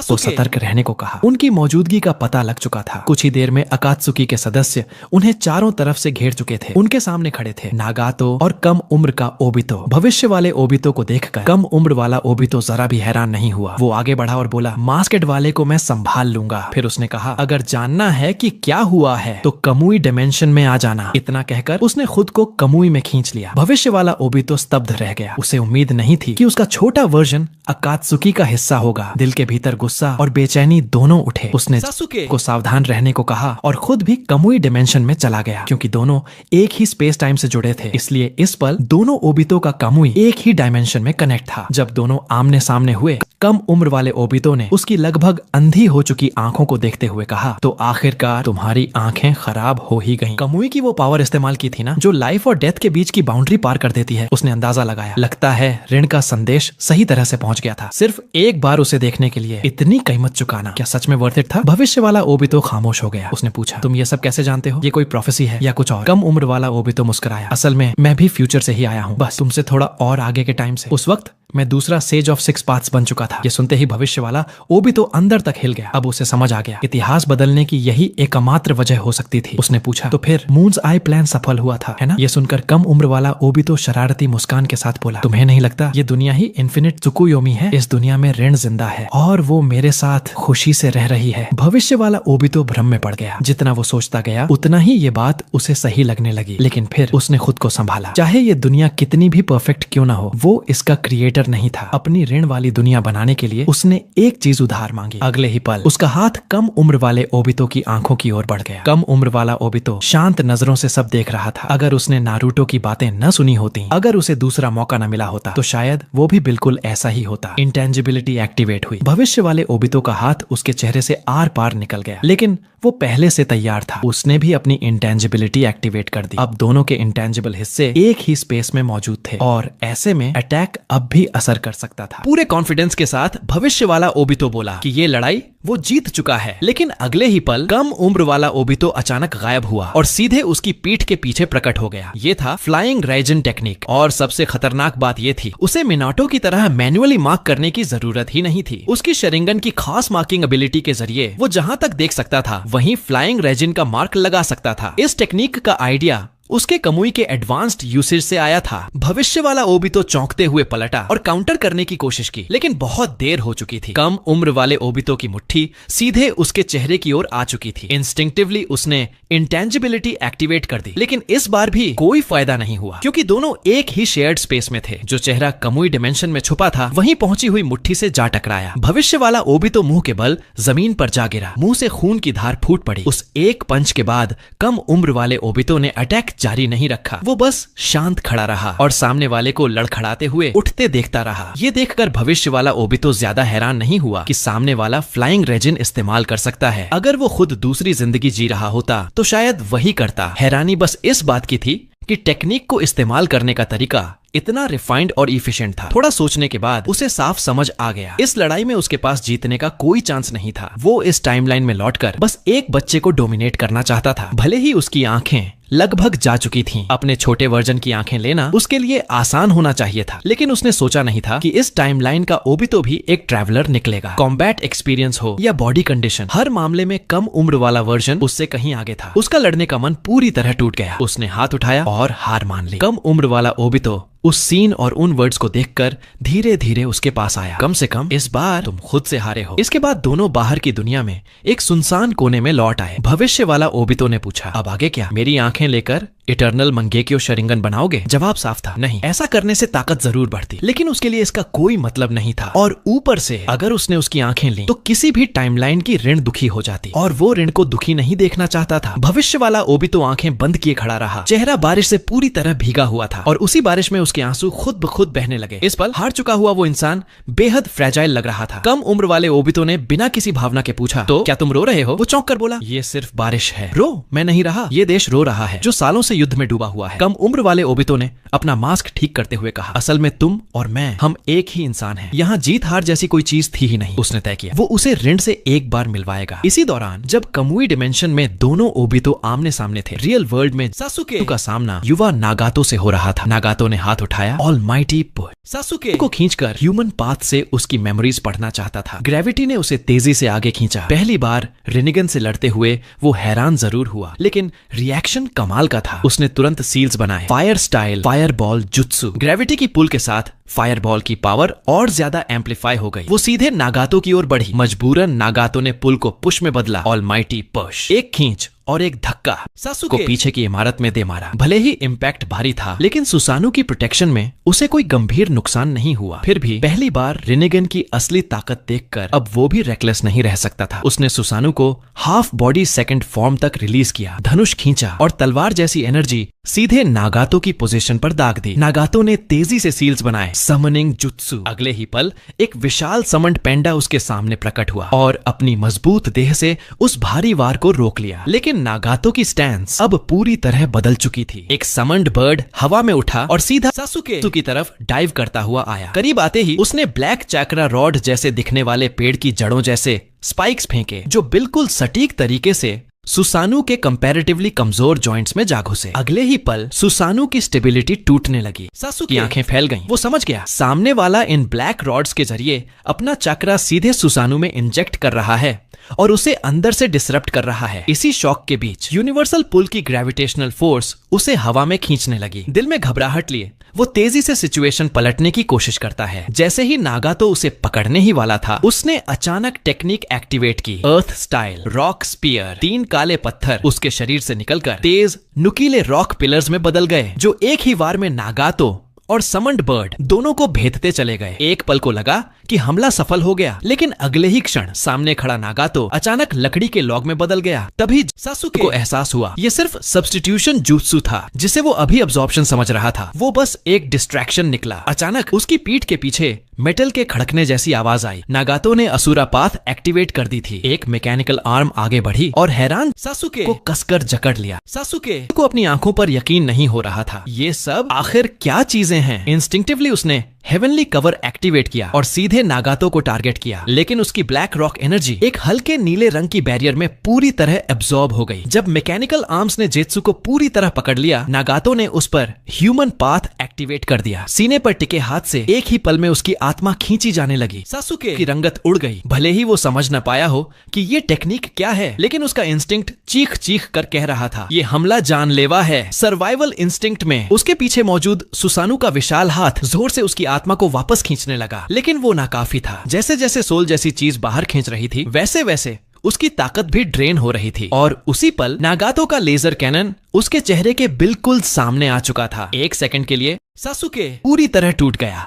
उसे अब साफ समझ आ चुका था, रिनेगन की पावर उसकी कल्पना से कहीं ज्यादा भयावह थी। भले ही उसने इटर्नल मंजेकियो शरिंगन एक्टिवेट कर लिया हो, लेकिन वो अभी भी एडेप्टेशन फेज में ही था। ठीक उसी निर्णायक पल टाइम स्पेस का एक भंवर खुला। भविष्य वाला ओबितो और कम उम्र वाला ओबितो उस वॉर्टेक्स से बाहर निकले। कम उम्र वाले ओबितो ने तुरंत नागातो को इशारा किया और सासुके को छोड़ने को कहा। फिर उसने सबको पूरी सिचुएशन समझाई। उसने सभी को भरोसा दिलाया कि सामने खड़ा मास्क्ड मैन और सासुके अब कोई खतरा नहीं है। जब अकात्सुकी के बाकी सदस्य हट गए, ओबितो ने सासुके से कहा कि वो कुछ देर इनमें उसका इंतजार करे। उसे एक जरूरी काम करना था, और वो काम था इस समय की ऋण से एक बार मिलना। कम उम्र वाले ओबितो की गाइडेंस में भविष्य वाला ओबितो आखिरकार फिर से उस इंसान के सामने खड़ा था जिसे वो दिन रात याद करता आया था। ओबितो पूरी दुनिया से लड़ने का हौसला रखता था, लेकिन ऋण के सामने उसका चेहरा लाल पड़ गया। शब्द जैसे गले में अटक गए। आखिरकार ऋण ने ही खामोशी तोड़ी। थोड़ा झिझकती नजरों से उसने पूछा, ओबितो क्या तुम ही हो? ओबितो ने चेहरा मोड़ लिया। वो नहीं चाहता था कि ऋण उसके चेहरे के निशान देखे। धीमे स्वर में बोला, मुझे बस एक बेनाम हारा हुआ इंसान समझ लो। उसे लगा ऋण शायद दूरी बनाए रखेगी, लेकिन इसके उलट वो आगे बढ़ी। पूरी सीरियसनेस के साथ उससे कहा, तुम किसी भी दुनिया के ओबितो क्यों ना हो, तुम ओबितो हो और ऋण के लिए सिर्फ और सिर्फ एक ही ओबितो। ये सुनते ही ओबितो टूट गया। आंसू बारिश की तरह बहने लगे। वो समझ गया, हर टाइमलाइन में, हर जिंदगी में ऋण ही उसकी रोशनी थी। एक लंबी टाइम क्रॉसिंग बातचीत के बाद ओबितो ने भारी दिल से ऋण को अलविदा कहा। फिर वो कम उम्र वाले ओबितो के साथ वापस अमेगाकुरे लौट आया। इस टाइम ट्रैवल में वो अपनी चाही हुई आंखें नहीं पा सका, लेकिन उसने अपने फ्यूचर सेल्फ और ऋण से दिल के जख्मों की दवा जरूर पा ली। अब वक्त आ गया था उसके और सासुके अपने असली समय में लौटने का। तभी अचानक कम उम्र वाले ओबितो ने भविष्य वाले ओबितो का हाथ पकड़ा और उसे कमुई डिमेंशन में एक प्राइवेट बातचीत के लिए खींच ले गया। हल्की मुस्कान के साथ कम उम्र वाला ओबितो बोला, मेरी आंखें तो मैं तुम्हें नहीं दे सकता, लेकिन मैं तुम्हें रिनेगन जरूर दिला सकता हूँ। वो शांत लहजे में आगे बोला, एक समय पर मैं दूसरा सेज ऑफ सिक्स पाथ्स बन चुका था, मून्स आई प्लान के पूरा होने से बस एक कदम दूर। इसलिए मुझे अच्छी तरह पता है वो आंखें इस वक्त कहाँ हैं। भविष्य वाला ओबितो कुछ देर चुप रहा, फिर उसे उसकी बातों में एक और पॉइंट दिखा। तो बस एक कदम दूर का मतलब ये है प्लान फेल हो गया था। कम उम्र वाले ओबितो ने बेपरवाही से जवाब दिया, पूरी तरह फेल नहीं, बस इतना समझ लो, इन्फिनिट त्सुकुयोमी असल में एक बहुत बड़ा धोखा था। इसके बाद उसने ब्लैक जेत्सु की पूरी साजिश और अपनी जिंदगी में घटे हर सच को एक एक करके सामने रख दिया। सब सुनकर भविष्य वाला ओबितो सन्न रह गया। तो सिर्फ मैं ही नहीं, मादारा भी ब्लैक जेत्सु की चाल का मोहरा था। अब समझ में आया इस दुनिया में तुम उसे अपना रास्ता बदलने के लिए कैसे मना पाए। फिर एक सवाल उसके मन में उठा, अगर तुम मून्स आई प्लान की सच्चाई जानते हो तो फिर मुझे इसे आगे बढ़ाने से रोका क्यों नहीं? कम उम्र वाले ओबितो का जवाब सीधा था, क्योंकि इसी प्लान के जरिए मैं ब्लैक जेत्सु को खत्म करना चाहता हूँ। उसने बताया, जब पिछली बार इस दुनिया का ब्लैक जेत्सु मादारा के हाथों से बच निकला था, तब से उसका कोई सुराग नहीं मिला। उसे यूं ही छोड़ देना सबसे बड़ा रिस्क था। एनिमी छुपा हुआ है और हम सब सामने, वो कहीं ना कहीं हमें देख रहा है। इसीलिए कम उम्र वाला ओबितो चाहता था कि भविष्य वाले ओबितो के प्लान का इस्तेमाल करके इस दुनिया के ब्लैक जेत्सु को भी हमेशा के लिए खत्म कर दिया जाए। उसने ये भी साफ किया, इस दुनिया का ब्लैक जेत्सु अब ये जान चुका होगा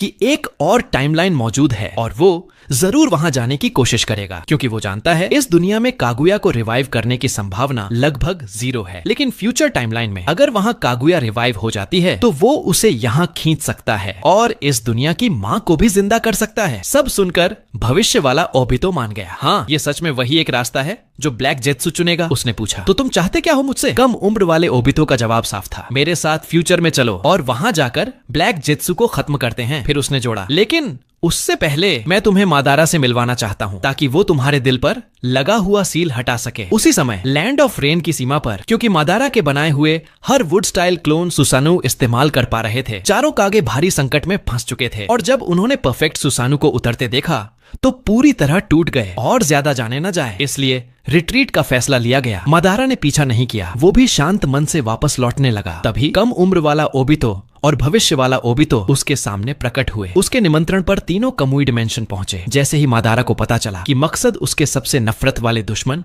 ब्लैक जेत्सु को खत्म करना है, उसने बिना किसी हिचक के भविष्य वाले ओबितो के दिल से सील हटा दिया। साथ ही उसने चेतावनी भी दी, दूसरे वर्ल्ड का मैं इतनी आसानी से तुम्हें कामयाब नहीं होने देगा। फिर भी मादारा की मदद से भविष्य वाला ओबितो आखिरकार दिल का सील हटवाने में कामयाब हो गया। कृतज्ञता में उसने अपनी आंखें कम उम्र वाले ओबितो को देने का फैसला किया ताकि वो इटर्नल मंगेक्यो शरिंगन जागृत कर सके। कम उम्र वाला ओबितो कुछ पल सोचता रहा और फिर उसने ये प्रस्ताव स्वीकार कर लिया। लेकिन उसके मन में साफ था, वो भविष्य वाले ओबितो को खाली हाथ कभी नहीं छोड़ेगा। और सिर्फ इतना ही नहीं, वो न सिर्फ उसे रिनिगन दिलाने वाला था, बल्कि उसे कई बेकार के घुमावदार रास्तों से भी बचाने वाला था। इसी तरह मादारा के अपने हाथों से किए गए ऑपरेशन के बाद कम उम्र वाले ओबितो ने सफलतापूर्वक इटर्नल मंगेक्यो शरिंगन अवेकन कर लिया। वो अपनी आंखों में भरे हुए लगभग असीम चाकरा को महसूस कर रहा था, इतना ज्यादा कि मानो उसे बेझिझक खर्च किया जा सकता हो। वो खुद से बोले बिना नहीं रह सका। वाकई इटर्नल मंगेक्यो और नॉर्मल मंगेक्यो का फर्क सिर्फ साइड इफेक्ट्स कम होने तक सीमित नहीं है। पास ही खड़ा भविष्य वाला ओबितो, जो अब एक साधारण शेरिंगन की जोड़ी इस्तेमाल कर रहा था, कुछ हद तक फिर से देख पाने लगा था। अब समय आ चुका था फ्यूचर में लौटने का। लेकिन रवाना होने से ठीक पहले ऋण ने जिद पकड़ ली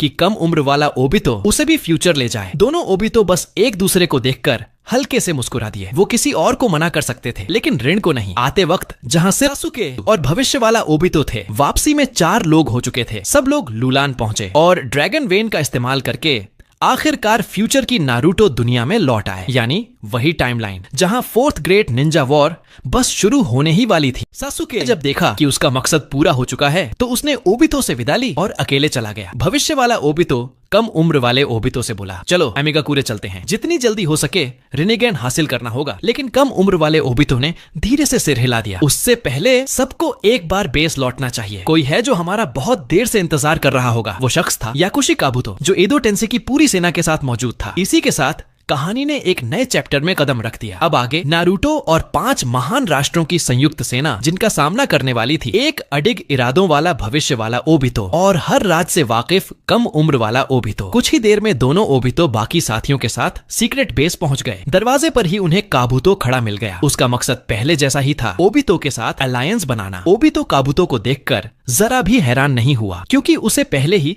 कम उम्र वाले ओबितो से सारी जानकारी मिल चुकी थी। आखिरकार दोनों के बीच समझौता हो गया। शर्त सिर्फ एक थी, काम पूरा होने के बाद सास्के का शरीर रिसर्च के लिए काबुतो को सौंपा जाएगा। काबुतो के जाते ही ओबितो ने जमीन के नीचे छिपे व्हाइट जेत्सु को आवाज दी। पहले ही उन्हें 8 टेल्स और 9 टेल्स की लोकेशन पता करने भेजा गया था। व्हाइट जेत्सु को कोई पक्की जानकारी तो नहीं मिली, लेकिन इतना जरूर पता चला कि दोनों जिनचुरी की एक चलती फिरती आइलैंड पर भेजे जा रहे हैं। ये कहकर व्हाइट जेत्सु ने कम उम्र वाले ओबितो और रिन की तरफ देखा। फिर ओबितो से पूछा, ये दोनों कौन हैं? ओबितो का चेहरा सख्त हो गया। जानबूझकर न पूछो, स्पोर्ट्स टेक्निक वाला व्हाइट जेत्सु एक नजर में समझ सकता है कि ये दोनों असल में कौन हैं। व्हाइट जेत्सु ने इनकार नहीं किया, बल्कि हैरानी से बोला, तो तुम दूसरे समय का ओबितो भी ले आए हो? रिपोर्ट देने के बाद ओबितो ने उसे आदेश दिया, सास्के पर नजर रखो। व्हाइट जेत्सु वहां से निकलते ही सीधे ब्लैक जेत्सु के पास पहुंचा। उसने ओबितो से जुड़ी सारी जानकारी उसे सौंप दी। 1000 साल की साजिश रचने वाला ब्लैक जेत्सु भी ये सुनकर चौंक गया। टाइम ट्रेवल जैसी ताकत, उसे लगा इस मामले की गहराई से जांच जरूरी है, क्योंकि अगर दूसरे समय का ओबितो यहाँ आ सकता है, तो क्या किसी और समय का वो खुद भी ऐसा कर सकता है? अमेगाकुरे में तेज बारिश के बीच कोनन खड़ी थी, नागाटो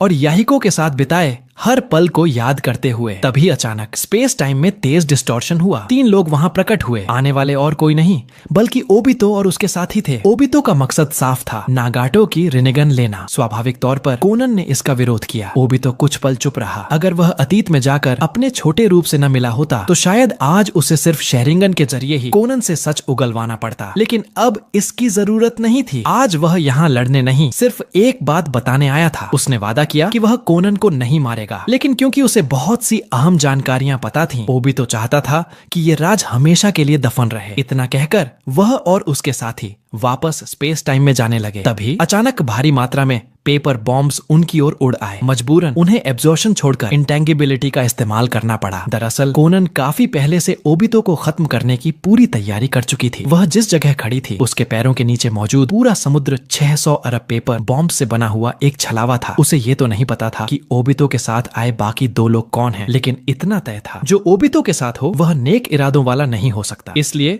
उसने तय किया कि सबको साथ में में ही दफन कर दिया जाए। उसने दोनों हाथ फैलाए और अगले ही पल समुद्र ने अपनी असली शक्ल दिखा दी। अनगिनत पेपर बॉम्ब्स चारों ओर फैल गए। भले ही छोटे ओबितो ने यह मंजर पहले देखा था, लेकिन आज फिर से देखकर वह भी सन्न रह गया। तीनों नीचे की ओर गिरने लगे। समुद्र से बनी हर एक पेपर बॉम्ब तेजी से बड़े ओबितो की तरफ चिपकने लगी। क्योंकि पहला हमला छोटे ओबितो पर नहीं था, उसे रिएक्ट करने का पूरा वक्त मिल गया। हालात बिगड़ते देख उसने तुरंत रिन को पकड़ा और उसे कमुई डिमेंशन में शिफ्ट कर दिया। बड़ा ओबितो मुझे बचाओ कह भी नहीं पाया था कि उसने देखा छोटा ओबितो और रिन गायब हो चुके थे। लेकिन उसने कोई शिकायत नहीं की। बस ये जान लेना ही काफी था कि रिन सुरक्षित है। उस पल उसकी आंखें सिर्फ साधारण शेरिंगन थी। अब ओबितो के पास एक ही रास्ता बचा था, इज़नागी। लेकिन उसकी मौजूदा हालत में वह इसे मुश्किल से 2 मिनट ही संभाल सकता था। भीषण धमाकों और आग की लपटों ने बड़े ओबितो को पूरी तरह निगल लिया। निराशा के उसी पल उसके बगल में एक स्पेस टाइम गेट खुला। कमुई डिमेंशन से छोटे ओबितो ने झटके में उसे खींचकर अंदर ले लिया। खतरे से बाहर निकलते ही बड़े ओबितो ने राहत की लंबी सांस ली। उसे उम्मीद नहीं थी कि कोनन शुरुआत में ही इतना बड़ा हमला करेगी। साथ ही वह इस बात से भी हैरान था कि छोटा ओबितो इतनी आसानी से स्पेस टाइम गेट खोल पा रहा था। क्या यही एटर्नल मंगेक्यो शरिंगन जागृत होने की क्षमताओं में से एक थी? छोटे ओबितो ने सिर हिलाकर हामी भरी। धमाके पूरे 10 मिनट तक चलते रहे। समुद्र की सतह को पूरी तरह खाली देखकर कोनन ने राहत की सांस ली। सबसे बड़ा खतरा आखिरकार खत्म हो चुका था। लेकिन जैसे ही वह गांव लौटने लगी, स्पेस टाइम एक बार फिर मुड़ा। बड़ा और छोटा ओबितो अपने साथियों के साथ फिर से सामने प्रकट हो गए। कोनन को यकीन नहीं हुआ। उस हालात में ओबितो के पास भागने का कोई मौका ही नहीं था। लेकिन बोलते बोलते ही उसकी नजर छोटे ओबितो की आंखों पर गई। शरिंगन जिसमें साफ तौर पर कमुई का पैटर्न था। उसी पल वह सब समझ गए। गंभीर लहजे में उसने पूछा, तुम आखिर हो कौन? छोटे ओबितो ने उस ऊंचे पहाड़ जैसी अकेली खड़ी कोनन को देखा और उसके दिल में एक अजीब सा दर्द उठा। वह जानता था कि वह ऐसी क्यों बन गई है, लेकिन फिलहाल वह उसे अपनी असली पहचान नहीं बता सकता था। उसने सिर्फ इतना कहा कि वह अतीत से आया है और शालीनता से बोला कि वह उसके लिए एक तोहफा लाया है। इतना कहकर उसने कमुई डिमेंशन से बैंगनी रंग के कागज के फूलों का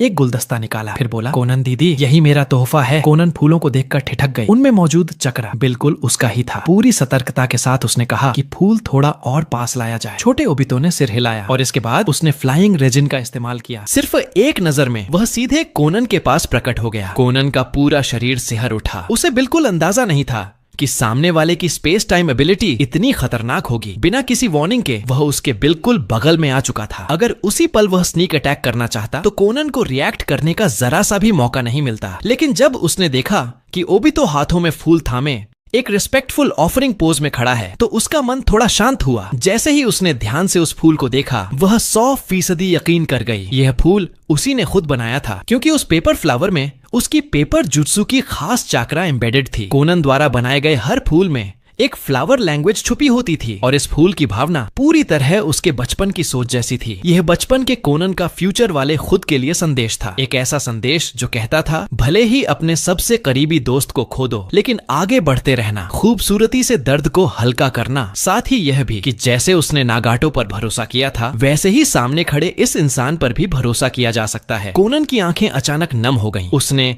छोटे ओबितो की ओर मुड़कर कहा, अगर मेरा पास्ट खुद यह फूल तुम्हें दे सकता है तो इसका मतलब तुम मेरे लिए बहुत मायने रखते हो। फिर उसने सवाल किया, अगर तुम अपने हो तो फिर उस पापी ओबितो के साथ क्यों खड़े हो? इस पर छोटे ओबितो ने अफसोस के साथ कहा कि अभी वह सच्चाई जाहिर नहीं कर सकता, लेकिन उसने भरोसा दिलाया कि वे कभी भी उसे या रिन को नुकसान नहीं पहुंचाएंगे। उसके हाथों में थमी उस उम्मीद के फूल को देखते हुए कोनन ने आखिरकार उस पर भरोसा कर लिया। उसने सहमति दी कि नागाटो की आंखें छोटे ओबितो को सौंप दी जाएं। कुछ समय बाद वे सब एक गुप्त चर्च में पहुंचे। कोनन की मौजूदगी में छोटे ओबितो ने बेहद सावधानी से नागाटो की आंखें निकाल लीं। उसके शांत चेहरे को देखकर कोनन के दिल को अजीब सी राहत मिली। अब आंखें सुरक्षित हाथों में थीं। अब उसे इस बात की चिंता नहीं थी कि कोई उन्हें चुरा लेगा। विदा होने से पहले छोटे ओबितो ने एक फ्लाइंग रेजिन कुनाई कोनन को सौंपा। मौजूदा हालात में जब 5 महान देश उसके दुश्मन थे, उसने कहा, अगर कभी भी खतरा हो बस इसमें चाकरा डाल देना, मैं तुरंत पहुंच जाऊंगा। थोड़ी हैरानी से कोनन ने पूछा, छोटे, क्या तुम वाकई इतने स्ट्रांग हो? छोटे ओबितो ने आत्मविश्वास से कहा, इन आंखों के रहते हाँ। वादा निभाते हुए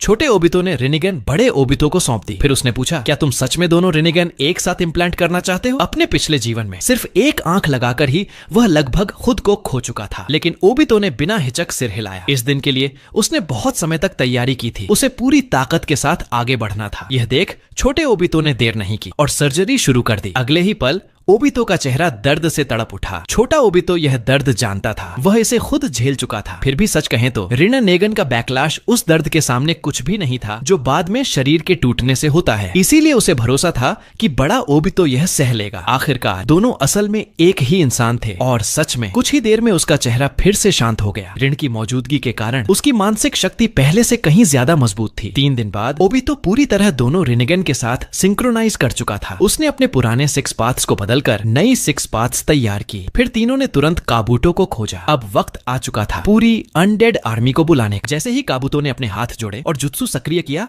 जमीन फटने लगी। सबसे पहले पुराने संगठन के सदस्य एक एक करके धरती से बाहर निकल आए। सबसे पहले जागने वाला व्यक्ति इटाची अपने दोबारा जीवित होने पर थोड़ा हैरान हुआ, लेकिन जैसे ही उसकी नजर काबूटो को पर पड़ी, वह सब कुछ समझ गया। तो यह ओरोचिमारू की पुनर्जीवन तकनीक है। उसने बगल में खड़े थोड़े अजनबी लेकिन परिचित से लगने वाले नागातो की ओर देखा। फिर संदेह भरी आवाज में पूछा, तुम्हारे पास नेता की ऋण नेगन क्यों है? इस पर नागातो ने बिना झिझक स्वीकार किया, मैं ही अकात्सुकी का असली नेता हूँ, पेन। इसी बीच सबसे ज्यादा शोर मचाने वाला देइदारा था। वह पूरे जोश में दाएं बाएं शेखी बघाड़ते हुए बोला कि उसने ओनोकी को उड़ा दिया। हालांकि अफसोस की बात यह थी कि उसकी अल्टीमेट आर्ट की ब्लास्ट में टोबी भी फंस गया। इस पर काबूटो हल्की मुस्कान के साथ देइदारा की हवा निकालते हुए बोला, ओनोकी अभी भी जिंदा है और जहां तक तुम जिस टोबी की बात कर रहे हो उसके बारे में तो पास खड़े सफेद मास्क वाले से ही पूछना पड़ेगा। देइदारा पहले तो चौंका, फिर उसकी नजर बड़े ओबितो पर गई। भले ही अब ओबितो के पास दोनों रिनेगन थे, लेकिन देइदारा ने एक नजर में पहचान लिया, यही टोबी है। ओबितो ने अपना मास्क उतारा और गंभीर लहजे में खुद को दोबारा परिचय कराया, मेरा नाम उचिहा ओबितो है, मैं दूसरा उचिहा मदारा हूँ। चौथा, महान निंजा युद्ध शुरू करना। यही वजह है कि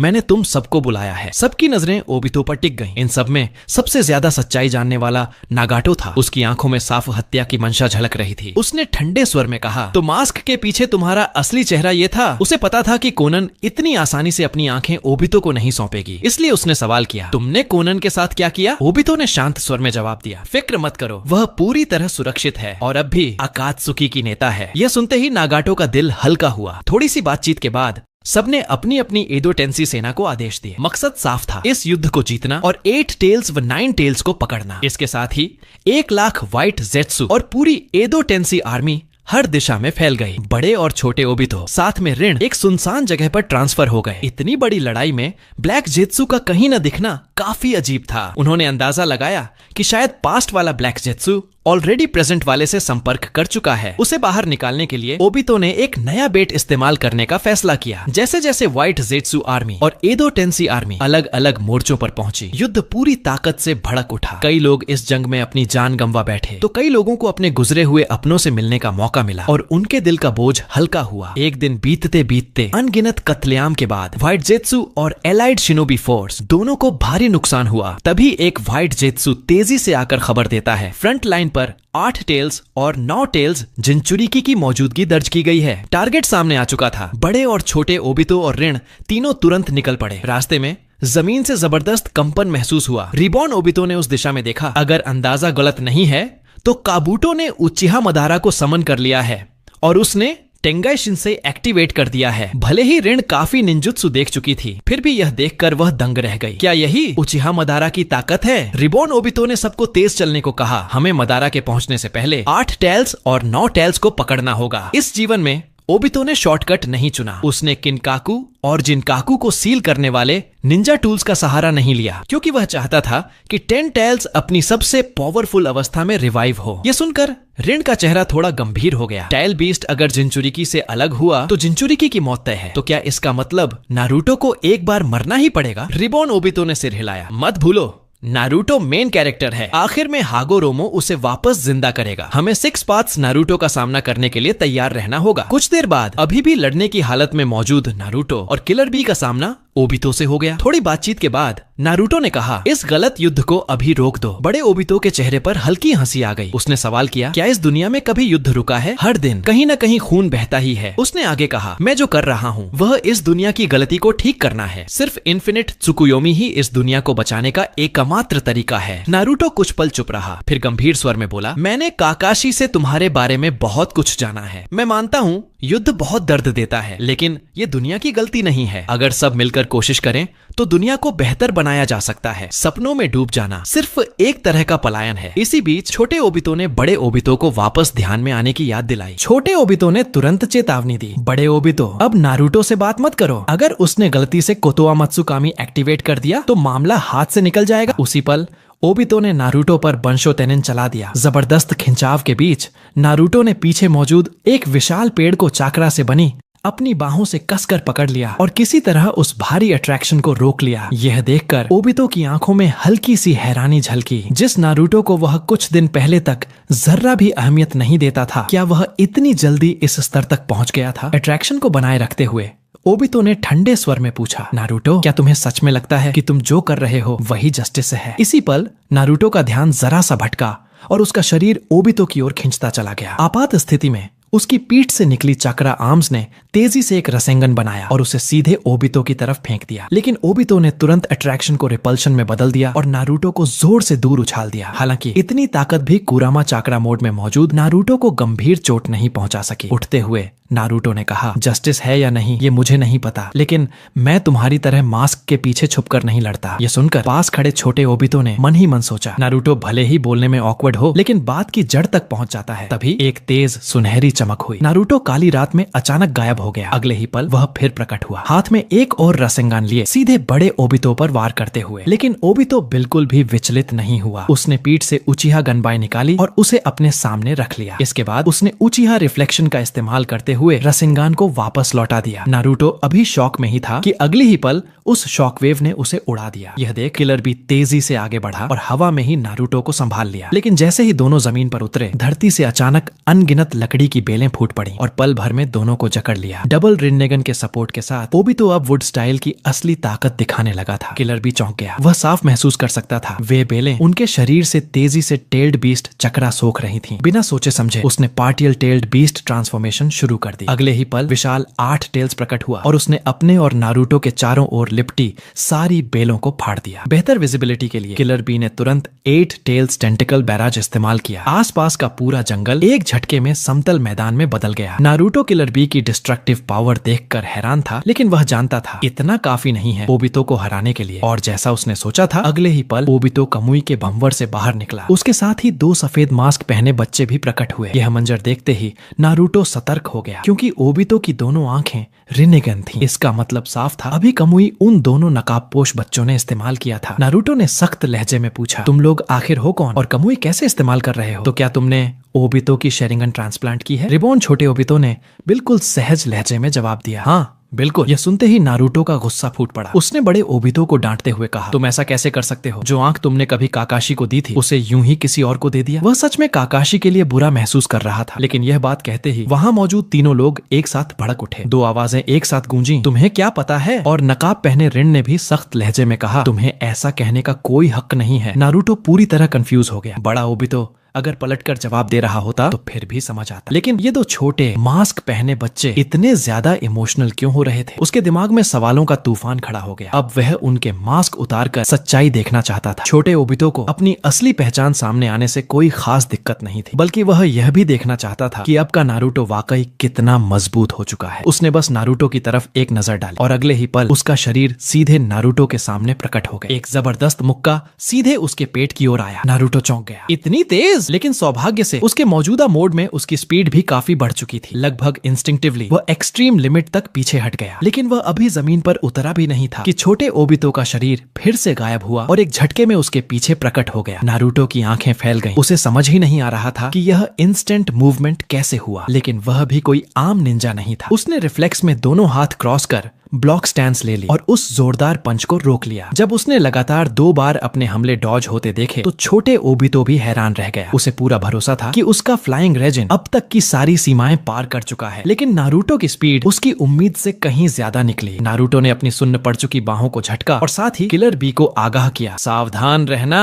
वो छोटा मास्क वाला इंस्टेंट टेलीपोर्ट जैसा कुछ कर रहा है। ये सुनकर किलर बी गहरी सोच में डूब गया। अभी अभी जो टेक्निक उसने देखी थी उसने उसे किसी की याद दिला दी। अपने जवान दिनों में जब वह राइकेज के साथ मिनाटो से भिड़ा था, लेकिन मिनाटो को मूव करने के लिए सील मार्क्स चाहिए होते थे, जबकि यह रहस्यमय छोटा मास्क्ड व्यक्ति बिना किसी मार्क के ही मूव कर रहा था। उसी पल जमीन से अचानक एडो टेंसी के जिंचुरिकी बाहर निकल आए। बड़े ओबितो ने छोटे ओबितो को पीछे हटने का इशारा किया। हट जाओ, यह मेरी लड़ाई है। उसके आदेश के साथ ही छहों जिंचुरिकी ने एक साथ टेल्ड बीस्ट ट्रांसफॉर्मेशन शुरू कर दी।